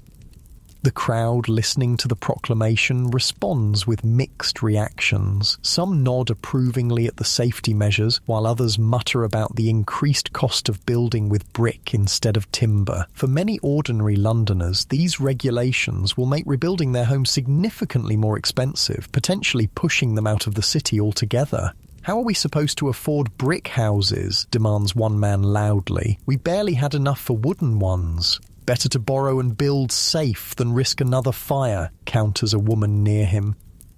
"Easy for the rich to say," the man retorts. "They can get loans. Who'll lend to the likes of us?" This exchange highlights another aspect of the rebuilding challenge: access to capital. Those with financial resources or connections can secure loans to rebuild according to the new standards. Those without may be forced to sell their property rights and seek homes elsewhere, unable to meet the cost of the improved construction.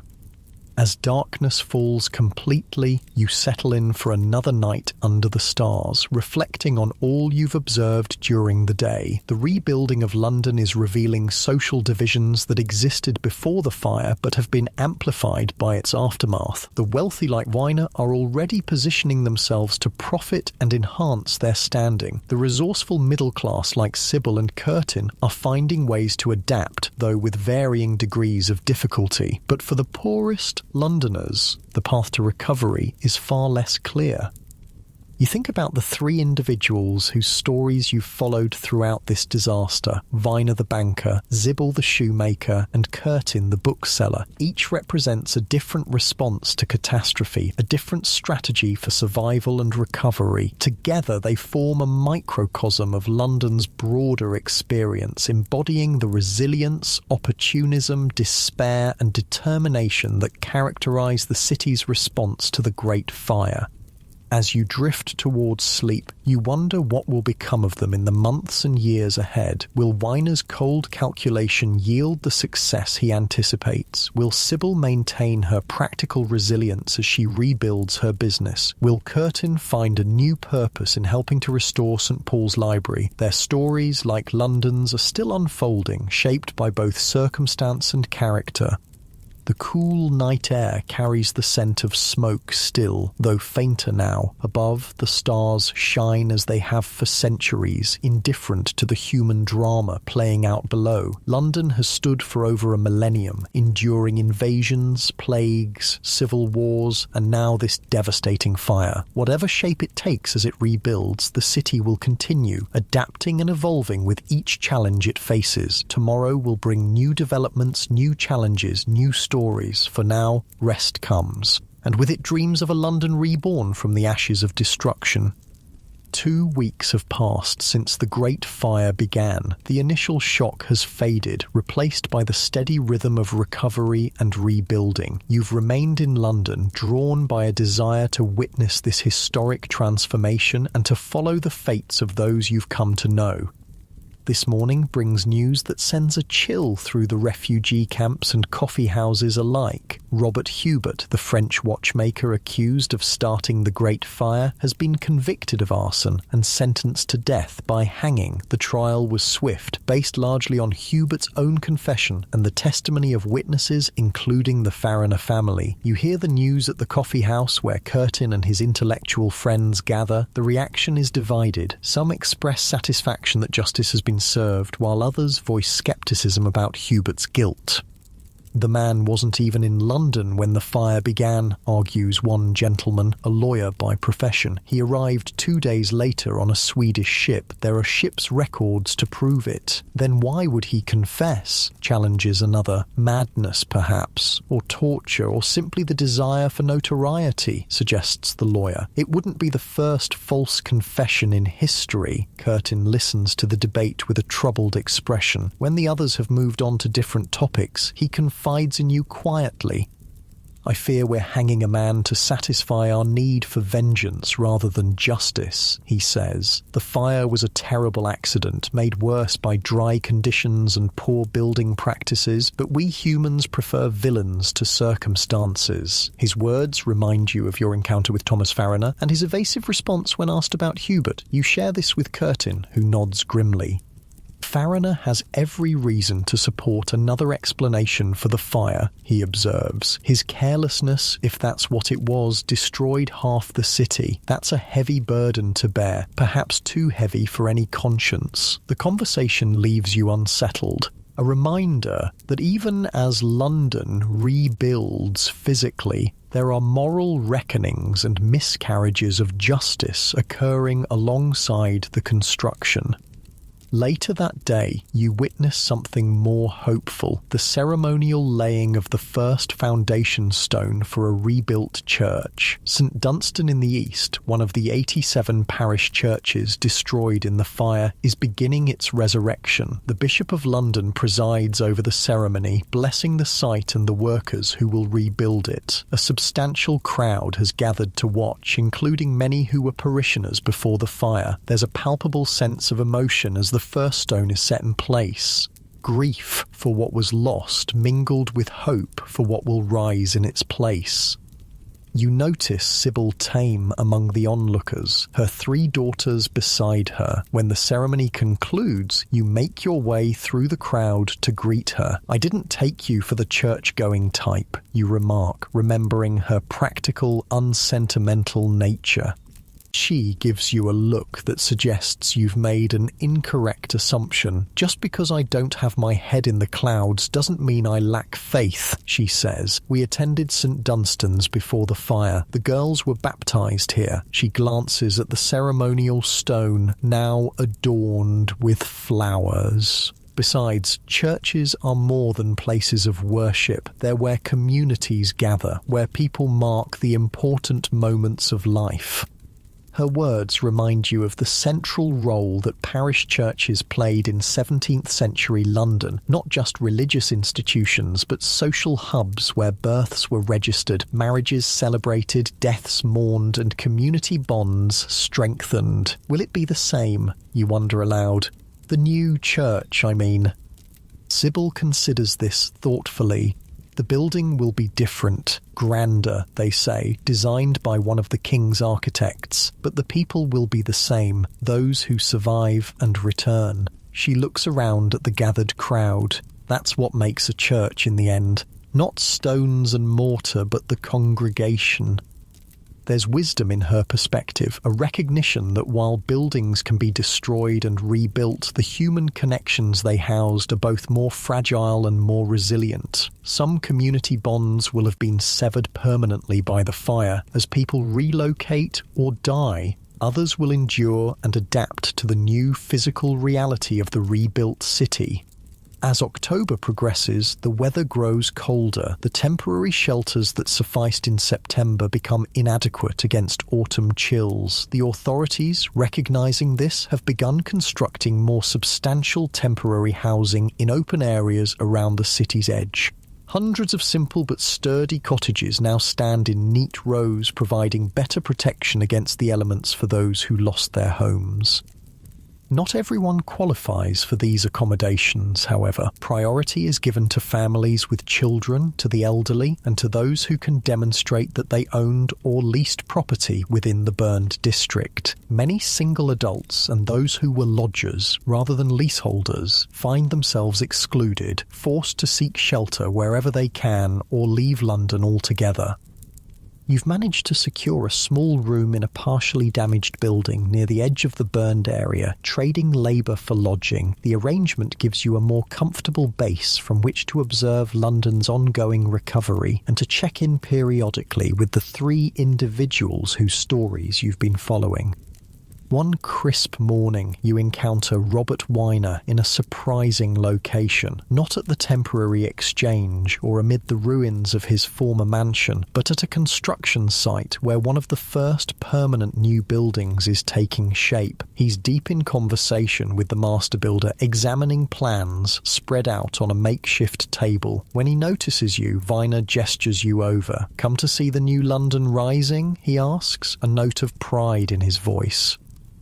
"Something like that," you agree, surveying the construction site. Workers swarm over the foundation like ants, laying brick and stone with practiced efficiency. This seems to be moving quickly. It's the first commercial building to begin construction in the burned district, Weiner explains. A company of merchants has pooled resources to build a central warehouse and trading floor. I'm one of the principal investors. "You're not rebuilding your own house first?" you ask, surprised. Weiner smiles thinly. "My temporary accommodations are adequate for now. This," he gestures to the construction, "is where the real opportunity lies. Those who establish commercial operations first will have an advantage that could last decades." His calculation is logical, if cold. While most Londoners prioritise rebuilding homes, Weiner focuses on commercial infrastructure, positioning himself at the centre of the revived economy. It's a strategy that will likely yield significant returns, even as it reveals his priorities. Besides, he adds, the King's building regulations require substantial construction, brick exteriors, proper foundations, thicker walls. That takes time and significant capital. Better to begin with commercial buildings that will generate income to fund residential construction later. As Weiner returns to his discussion with the builder, you reflect on how the disaster has reinforced existing social hierarchies. Those with capital, like Weiner, can adapt quickly to the new regulations and may even profit from the rebuilding. Those of modest means struggle to meet the higher construction standards, potentially losing their place in the city altogether. This thought leads you back to Joshua Curtin, the bookseller whose prospects seemed to be improving when you last saw him. You find him not at the coffee house this time, but at a small room he's rented near what remains of St. Paul's Cathedral. The space serves as both living quarters and a makeshift office, with stacks of books and papers arranged neatly on shelves and tables. Curtin greets you warmly, looking healthier and more purposeful than before. "You've caught me at a busy moment," he says, gesturing to the papers before him. "I'm cataloguing what will be needed for the cathedral library once rebuilding begins." "So you've secured a position?" you ask, pleased for him. "Not officially. Nothing is official yet with St. Paul's. The plans are still being debated." He shows you a sketch of a magnificent domed structure, clearly the work of Christopher Wren, but the Dean has commissioned me to prepare an inventory of essential theological and liturgical works that will need to be replaced. It's paid work, and it may lead to a permanent position once construction begins.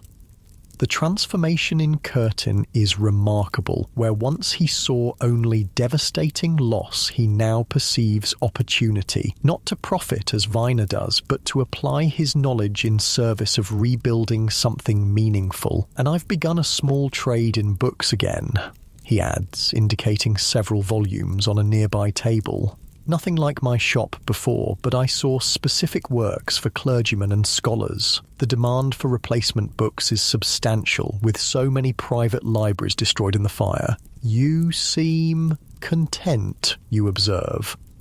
Curtin considers this. "Not content exactly. I still mourn what was lost. My shop, my collection, the old St. Paul's that I knew and loved. But I've found purpose again, and that counts for much." He picks up one of the books, running his hand over its leather binding. "Books endure, even when buildings don't. The knowledge they contain can be preserved and passed on, even after fire has consumed the paper and ink of particular copies." There's a philosophical depth to Curtin that you hadn't fully appreciated before. His attachment to books goes beyond the commercial. He values them as vessels of knowledge and wisdom that transcend their physical form. This perspective has helped him adapt to his changed circumstances, finding meaning in preserving the content of books even when their original copies have been destroyed.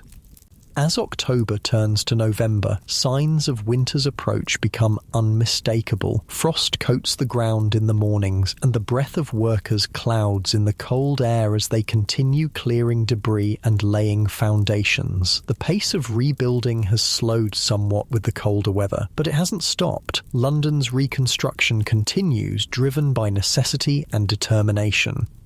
You find yourself walking along the Thames one grey afternoon, watching barges laden with building materials making their way upriver. The waterway has become even more vital than before, serving as the primary conduit for the brick, stone and timber needed to rebuild the city. The river that once reflected the flames of destruction now facilitates the process of renewal. Near London Bridge, you encounter a familiar face, Sybil Tame, wrapped in a warm shawl against the chill, overseeing the unloading of what appears to be a shipment of leather.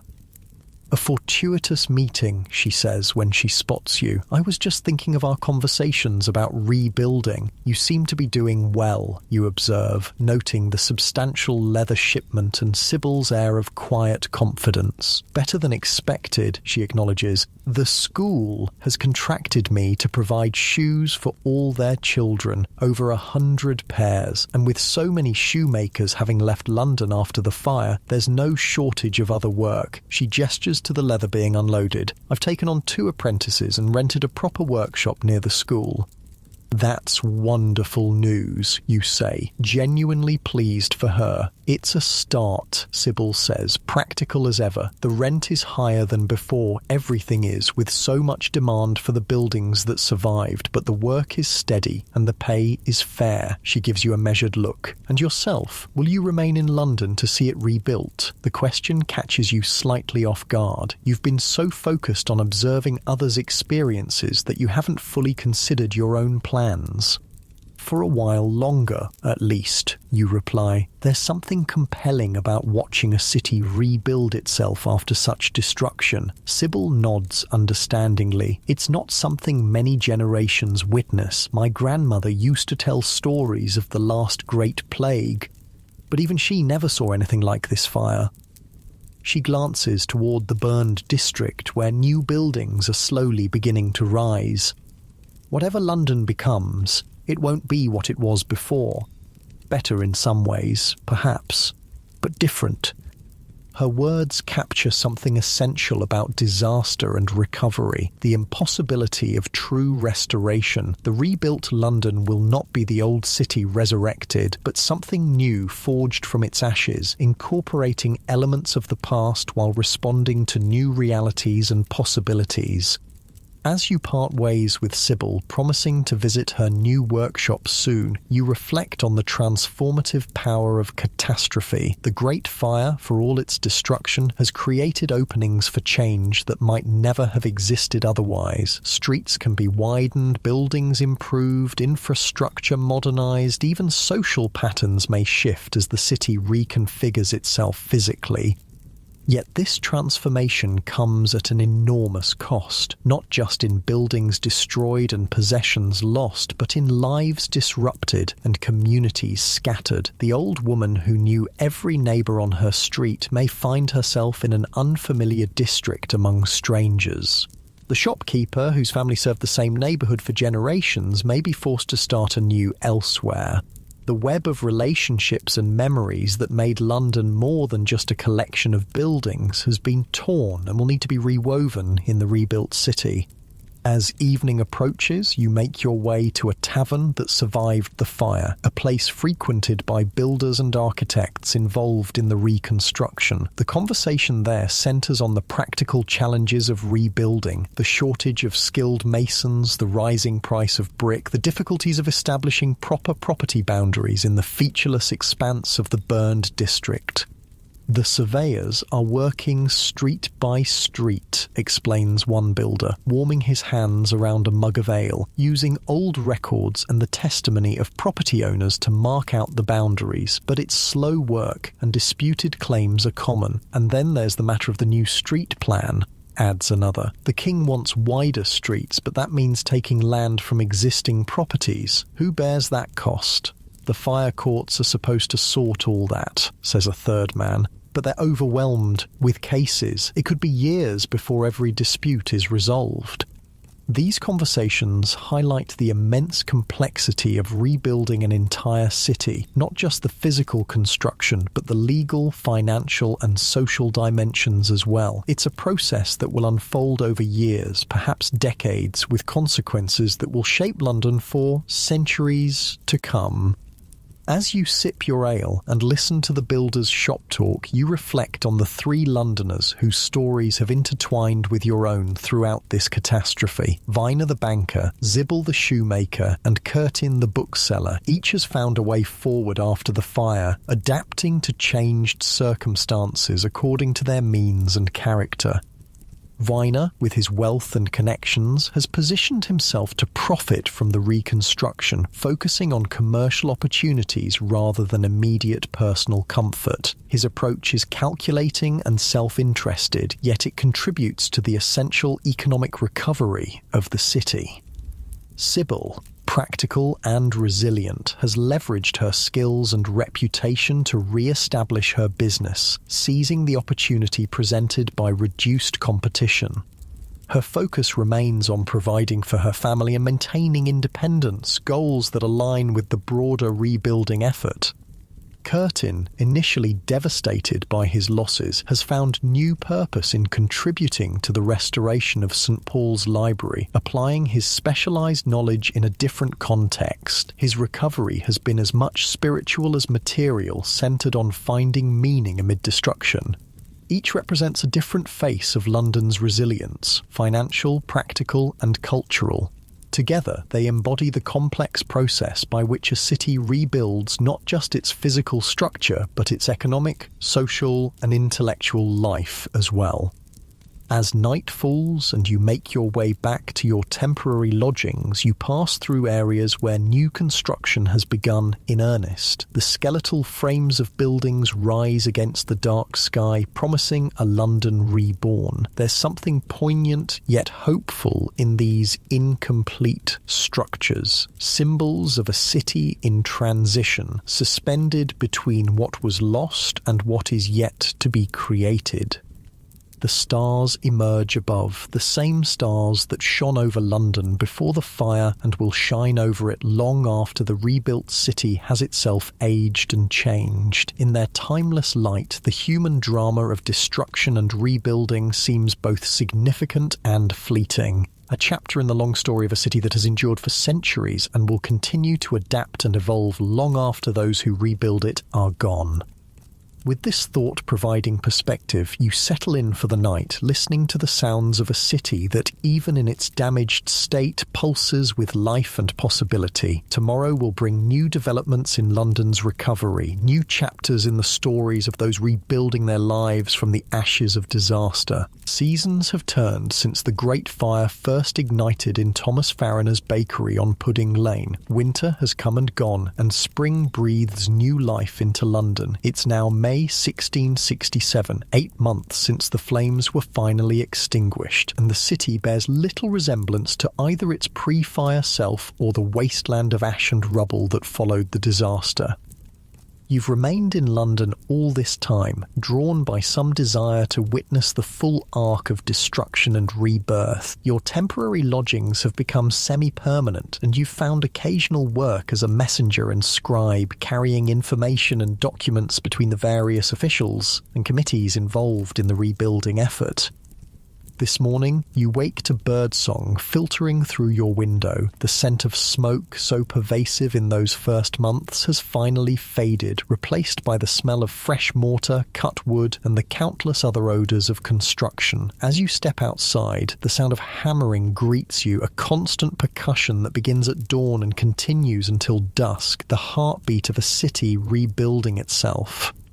You decide to walk through the burned district, curious to see the progress that's been made since your last thorough exploration. The streets are busy with carts delivering building materials, labourers carrying tools, and surveyors marking boundaries. The once featureless expanse of ruins has been transformed into a vast construction site, with buildings in various stages of completion rising from the ashes.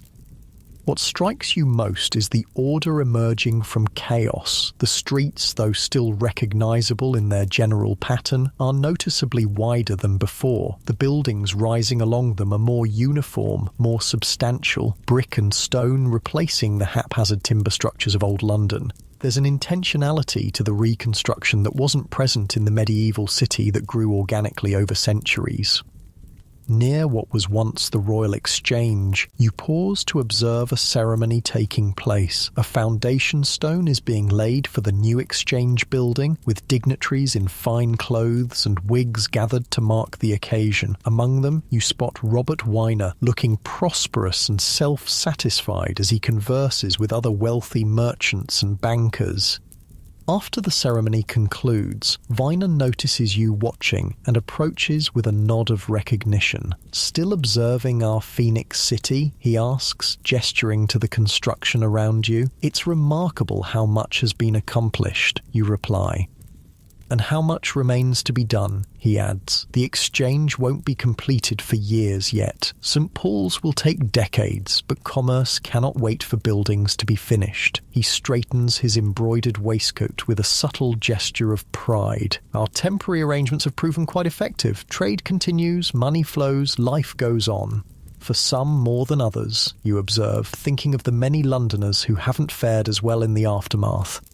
Winer acknowledges this with a slight inclination of his head. Indeed, those with resources and foresight have managed well enough. Others have struggled. There's no particular sympathy in his tone, merely an acknowledgement of what he sees as natural economic forces at work.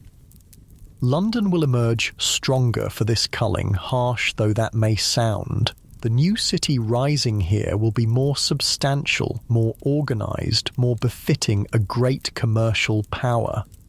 His perspective remains coldly pragmatic, viewing the fire and its aftermath primarily through the lens of economic opportunity and development. Yet there's a kernel of truth in his assessment. The rebuilt London is indeed shaping up to be more modern, more fireproof, more deliberately planned than its predecessor.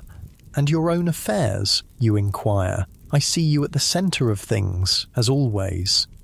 A thin smile crosses Viner's face. I've done well enough. My banking operations resumed within days of the fire, and I've secured significant interests in the new commercial buildings rising along Cheapside and Cornhill. He glances at the foundation stone just laid.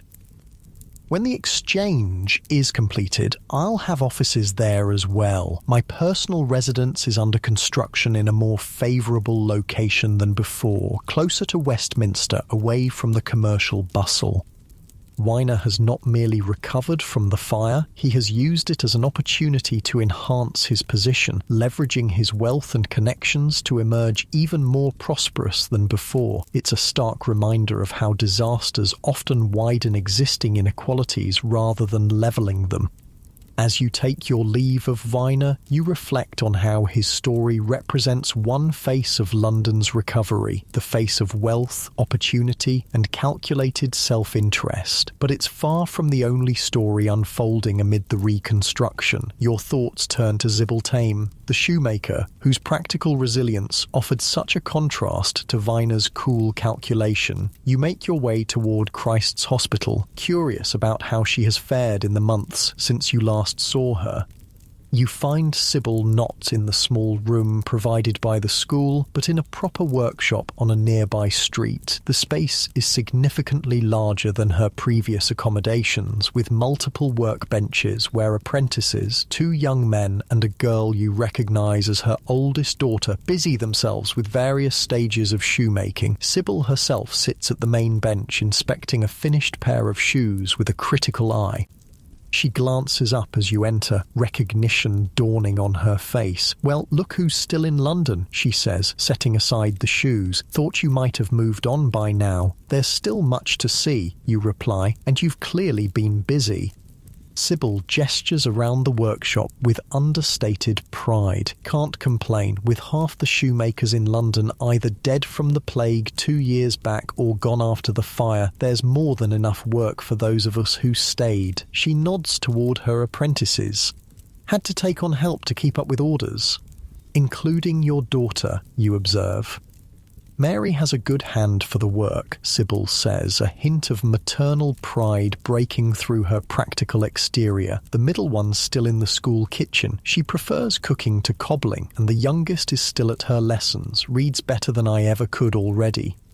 Sybil's story represents a different kind of recovery, not the calculated advancement of someone like Viner, but the practical adaptation of a skilled worker making the most of changed circumstances. She hasn't merely survived the disaster, she's found ways to improve her situation within it, expanding her business and securing better opportunities for her children. "And your living arrangements?" you ask, remembering the cramped dormitory she shared with her daughters in the immediate aftermath of the fire. "Got rooms above the shop now," she says, gesturing upward. "Nothing fancy, but private and warm enough. The rent's dear, but with the business doing well, we manage." She gives you an appraising look. "And yourself? Found a permanent place in our new London?" "Semi-permanent," you admit. "I've been documenting the rebuilding in various ways. It's as close as you can come to explaining your role as an observer of this historic transformation." Sybil nods, accepting this without further questions. "Well, they say it'll be years before everything's rebuilt. Decades for the churches and grand buildings. Plenty left to document, I'd wager." As you converse with Sybil about the changes in the neighbourhood and the progress of rebuilding, you're struck by her matter-of-fact acceptance of both disaster and recovery. Where Viner sees strategic advantage and Curtin experienced existential crisis, Sybil simply adapts to changing circumstances, finding practical paths forward without excessive reflection or calculation.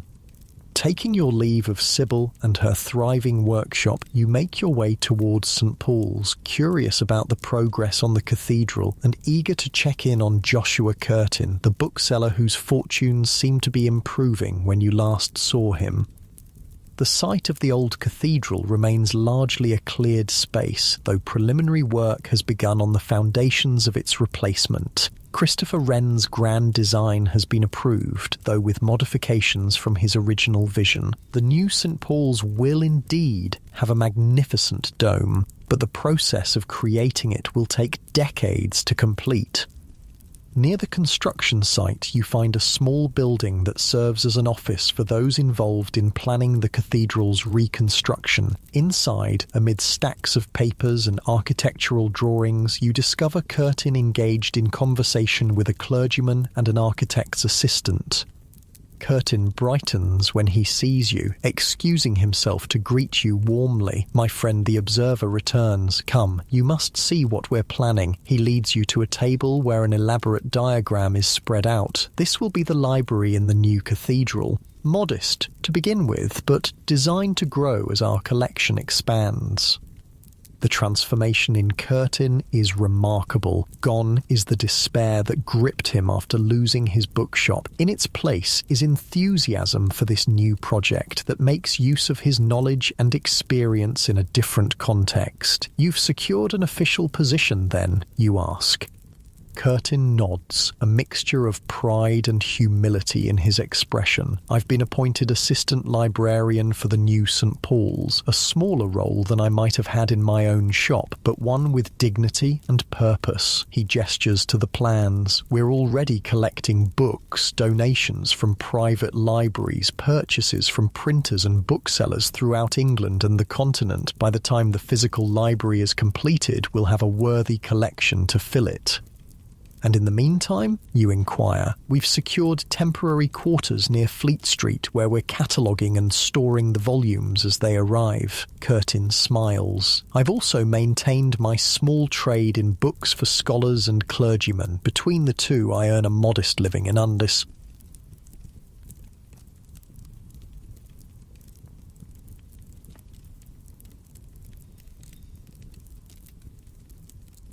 For a comfortable room and decent meals, which is all a man of my age really requires. Curtin's recovery has been less dramatic than Viner's calculated advancement or Sybil's practical expansion, but in some ways it seems the most complete. He has found not just material stability, but renewed purpose and meaning, applying his specialized knowledge and service to an institution that will far outlast him. As evening approaches, you find yourself drawn to one of the coffee houses that have become central to London's intellectual and commercial life. These establishments, still relatively new to England, have flourished in the aftermath of the fire, providing spaces where news is exchanged, business conducted, and ideas debated. The coffee house is crowded and noisy, filled with the smell of the strong, bitter beverage and the sound of animated conversation. You find a seat at a table where several men are discussing the broader implications of London's reconstruction. "It's nothing less than the birth of a new London," declares one man, a physician by his dress. "Not just physically, but in governance and planning as well. For the first time, we're building according to rational principles rather than haphazard growth." Yet the street plan remains essentially medieval, counters another, an architect or surveyor by the looks of his ink-stained fingers. "Wren and Evelyn wanted a complete redesign. Wide avenues, regular blocks, grand piazzas. What we're getting is the old London with slightly wider streets and better buildings." "And is that not for the best?" asks a third older man. "London is not Paris or Rome, to be shaped by royal decree regardless of property rights. We're a nation of law and commerce, rebuilding in a way that respects both tradition and improvement." This debate captures the tension at the heart of London's reconstruction, between radical transformation and pragmatic adaptation, between visionary planning and respect for existing rights and patterns. The result is something of a compromise, a city improved but still recognizable, modernized but not completely reinvented. As the conversation continues, touching on everything from building regulations to the financing of public works, you reflect on how the Great Fire has catalyzed not just physical rebuilding, but intellectual engagement with questions of urban planning, public safety, and civic governance. The disaster has forced Londoners to think deliberately about what kind of city they want to create, rather than simply accepting what evolved organically over centuries. The following day, you decide to visit the monument, a tall column being constructed near the site where the Great Fire began. Designed by Christopher Wren and Robert Hooke, it will stand 202 feet tall, the exact distance from its location to the bakery on Pudding Lane where the fire started. Though not yet completed, the column has already risen impressively, a physical commemoration of the disaster that transformed London. As you stand at the base of the monument gazing up at the workers on scaffolding above, you notice a small gathering nearby. A man is addressing the group, pointing out features of the column and explaining its significance. With a start, you recognise Thomas Fariner, the baker in whose shop the fire began. Curious, you join the edge of the group, listening as Fariner speaks. Tallest freestanding stone column in the world, they say it will be, he's explaining. A fitting memorial to London's greatest disaster and its remarkable recovery. There's something unsettling about hearing Fariner speak of the fire as if he were merely an informed citizen rather than its accidental originator. When the group disperses, you approach him, wondering if he'll remember your previous encounter. Recognition flickers in his eyes, followed by wariness. Ah, yes, we've met before, I think. At the site of your bakery, you confirm. Some months ago. Fariner nods cautiously. A terrible business, the fire, but London rises again, as you can see. He gestures to the construction visible in all directions. Indeed. You hesitate, then ask directly, do you ever think about the Frenchman, Hubert, the one who was executed? A shadow crosses Fariner's face. What's done is done, he says, his tone closing off further discussion. The courts found him guilty, based largely on your family's testimony, you observe quietly. Fariner's expression hardens. I've a new bakery to attend to, he says curtly. Good day to you. As he walks away, you're left with the uncomfortable knowledge that London's rebirth, for all its physical improvements and rational planning, carries with it an unresolved injustice. Robert Hubert, a mentally ill foreigner who couldn't possibly have started the fire, was hanged to satisfy the public's need for a scapegoat with the apparent complicity of the man actually responsible for the accident. This moral stain on London's recovery reminds you that human nature, with all its flaws and weaknesses, persists even as buildings are improved and streets widened. The new London rising from the ashes may be more fireproof in its construction, but it remains subject to the same human tendencies toward self-protection, scapegoating, and evasion of responsibility. Yet this is only one thread in the complex tapestry of London's rebuilding. For every moral failure, like the wrongful execution of Hubert, there are countless examples of courage, generosity, and determination, from King Charles II's personal involvement in firefighting to the thousands of ordinary Londoners who've worked tirelessly to restore their city. As summer approaches, bringing warmer weather and longer days, the pace of reconstruction accelerates. More buildings take shape each week, their brick and stone facades a stark contrast to the timber structures they replace. The wider streets create better airflow and more light, making the rebuilt areas feel more spacious and healthier than their cramped predecessors. 1 year after the fire, in September 1667, commemorations are held throughout London, marking both what was lost and what has been accomplished in 12 months of rebuilding. Churches hold special services, civic leaders give speeches, and ordinary Londoners gather to reflect on their collective experience of disaster and recovery. You attend one such gathering at the Guildhall, one of the few major buildings partially survived the fire. Though its roof was destroyed and its interior gutted, the hall has been sufficiently repaired to host this event, where the Lord Mayor and other officials address a crowd of citizens. London has faced its greatest trial and emerged stronger, declares the Lord Mayor, his voice echoing in the restored hall. Though much work remains, we have proven ourselves equal to the challenge. Our city rises again, improved and secured against such disaster in the future.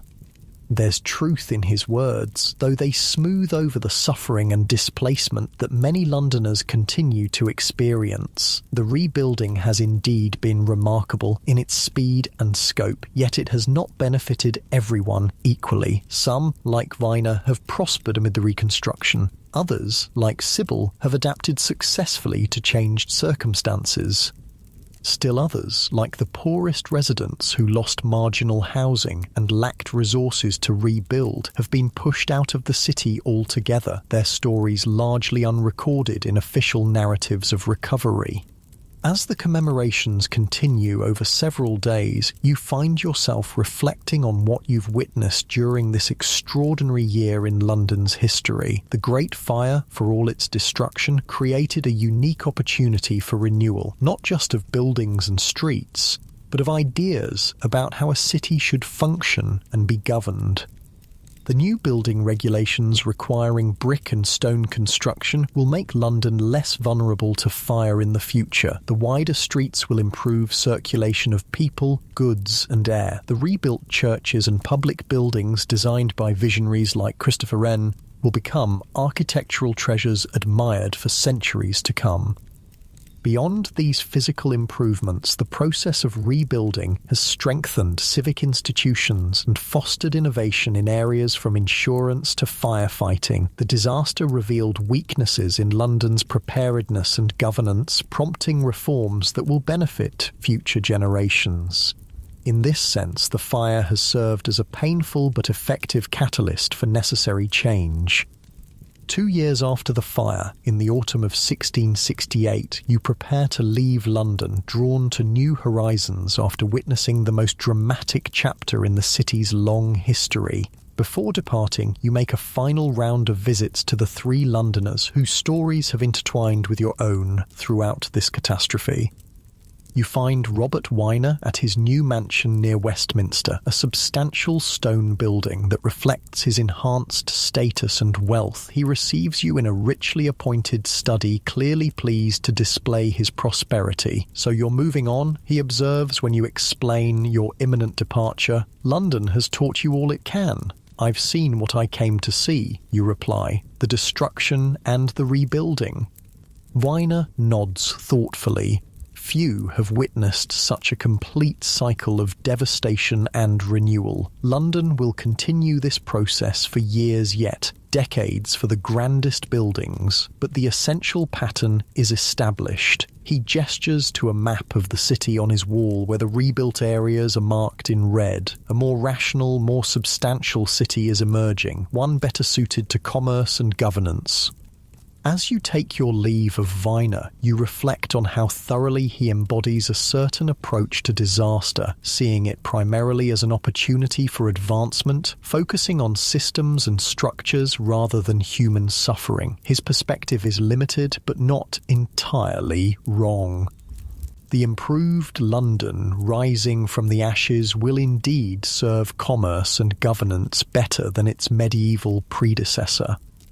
Your next visit takes you to Sybil Thames' expanded workshop, now a hive of activity with multiple apprentices and journeymen working under her direction. Her business has continued to thrive, expanding beyond the school to serve merchants, professionals, and even some members of the gentry. "Off to see new places, are you?" she asks when you explain your plans. "Can't say I blame you. London's becoming a proper city again, but there's a whole world beyond." "And you?" you inquire. "Will you remain here?" "Where else would I go?" Sybil replies pragmatically. "The business is established, my daughter's settled. The oldest will be married next spring to a journeyman cordwainer with good prospects. The middle one has a position in a respectable household as an undercook, and the youngest—" A rare smile softens her features. "The school says she has a gift for letters. They're keeping her on as a pupil teacher." Sybil's story is one of practical success, not spectacular advancement like Viner's, but steady improvement through skill, determination, and adaptability. The disaster that might have ruined her instead became, through her own efforts, a turning point toward greater prosperity and security for herself and her children. Your final visit takes you to Joshua Curtin, now firmly established in his role as assistant librarian for the future St. Paul's Cathedral. You find him in the temporary library surrounded by books and manuscripts, a contented figure amid the literary treasures he helps preserve. "I shall miss our conversations," he tells you when you share news of your departure. You've been a witness to an extraordinary time in London's history and in my own life as well. How do you reflect on it all, you ask? The fire, the losses, the rebuilding. Curtin considers this thoughtfully. "I lost everything I had built over a lifetime," he says slowly. "My shop, my inventory, my independence as a businessman. For a time, I thought that loss would break me." He gestures to the books around him. "But in losing what I had, I found a different purpose, preserving knowledge for future generations through this library." He selects a volume from a nearby shelf, running his hand over its leather binding. Some of these books are the only surviving copies of their kind, rescued from other fires or disasters over the centuries. They remind me that preservation matters, that what we save from destruction becomes a gift to the future. His eyes meet yours with quiet intensity. Perhaps that's the meaning I've found in all this, that even in devastating loss, something valuable can be preserved and passed on. Curtin's philosophical perspective offers a fitting conclusion to your time in London. The Great Fire destroyed much, but it also created space for renewal and improvement. What emerges from the ashes will not be the same city that burned, but one that carries forward the best elements of its predecessor, while incorporating new ideas and approaches. As you make your final preparations to leave London, you climb Primrose Hill to the north of the city, seeking a panoramic view of what you've witnessed over these transformative years. From this vantage point, you can see the full extent of the burned district, now a landscape of construction with new buildings rising amid the scars of destruction. The Tower of London stands at the eastern edge, a reminder of the city's ancient foundations. The partially rebuilt St. Paul's marks the centre, its future dome still just an architect's vision. To the west, Westminster's spires remain untouched by the fire, a symbol of continuity amid change. And throughout the burned area, new structures emerge day by day, brick by brick, stone by stone, London remaking itself with deliberate purpose. The Great Fire of London changed the face of the city forever, destroying its medieval heart and forcing a rapid evolution toward more modern urban forms. Yet London's essential character, its commercial energy, its political significance, its cultural vitality survived the flames. The city that emerges from this disaster will continue to evolve for centuries to come, shaped by this moment of destruction and rebirth, but never defined solely by it. As the sun sets over this changing cityscape, casting long shadows from the new buildings and gilding the Thames with golden light, you reflect on what you've learned from witnessing London's trial by fire. Disasters reveal both the fragility of human constructions and the resilience of human communities. They expose weaknesses but also create opportunities for improvement. They bring suffering, but also inspire courage, ingenuity, and cooperation. The story of the Great Fire of London is not merely one of destruction and rebuilding, but of how people respond to catastrophe, some calculating advantage, others adapting practically, still others finding new purpose amid loss. It's a story of physical transformation, yes, but also of human experience in all its complexity. As darkness falls and stars appear above the city, you turn away from the view, ready for your own journey onward. London will continue its rebuilding without you as a witness, but you carry with you the memory of this extraordinary moment in its history, a time when destruction created possibility and an ancient city reinvented itself for a new age.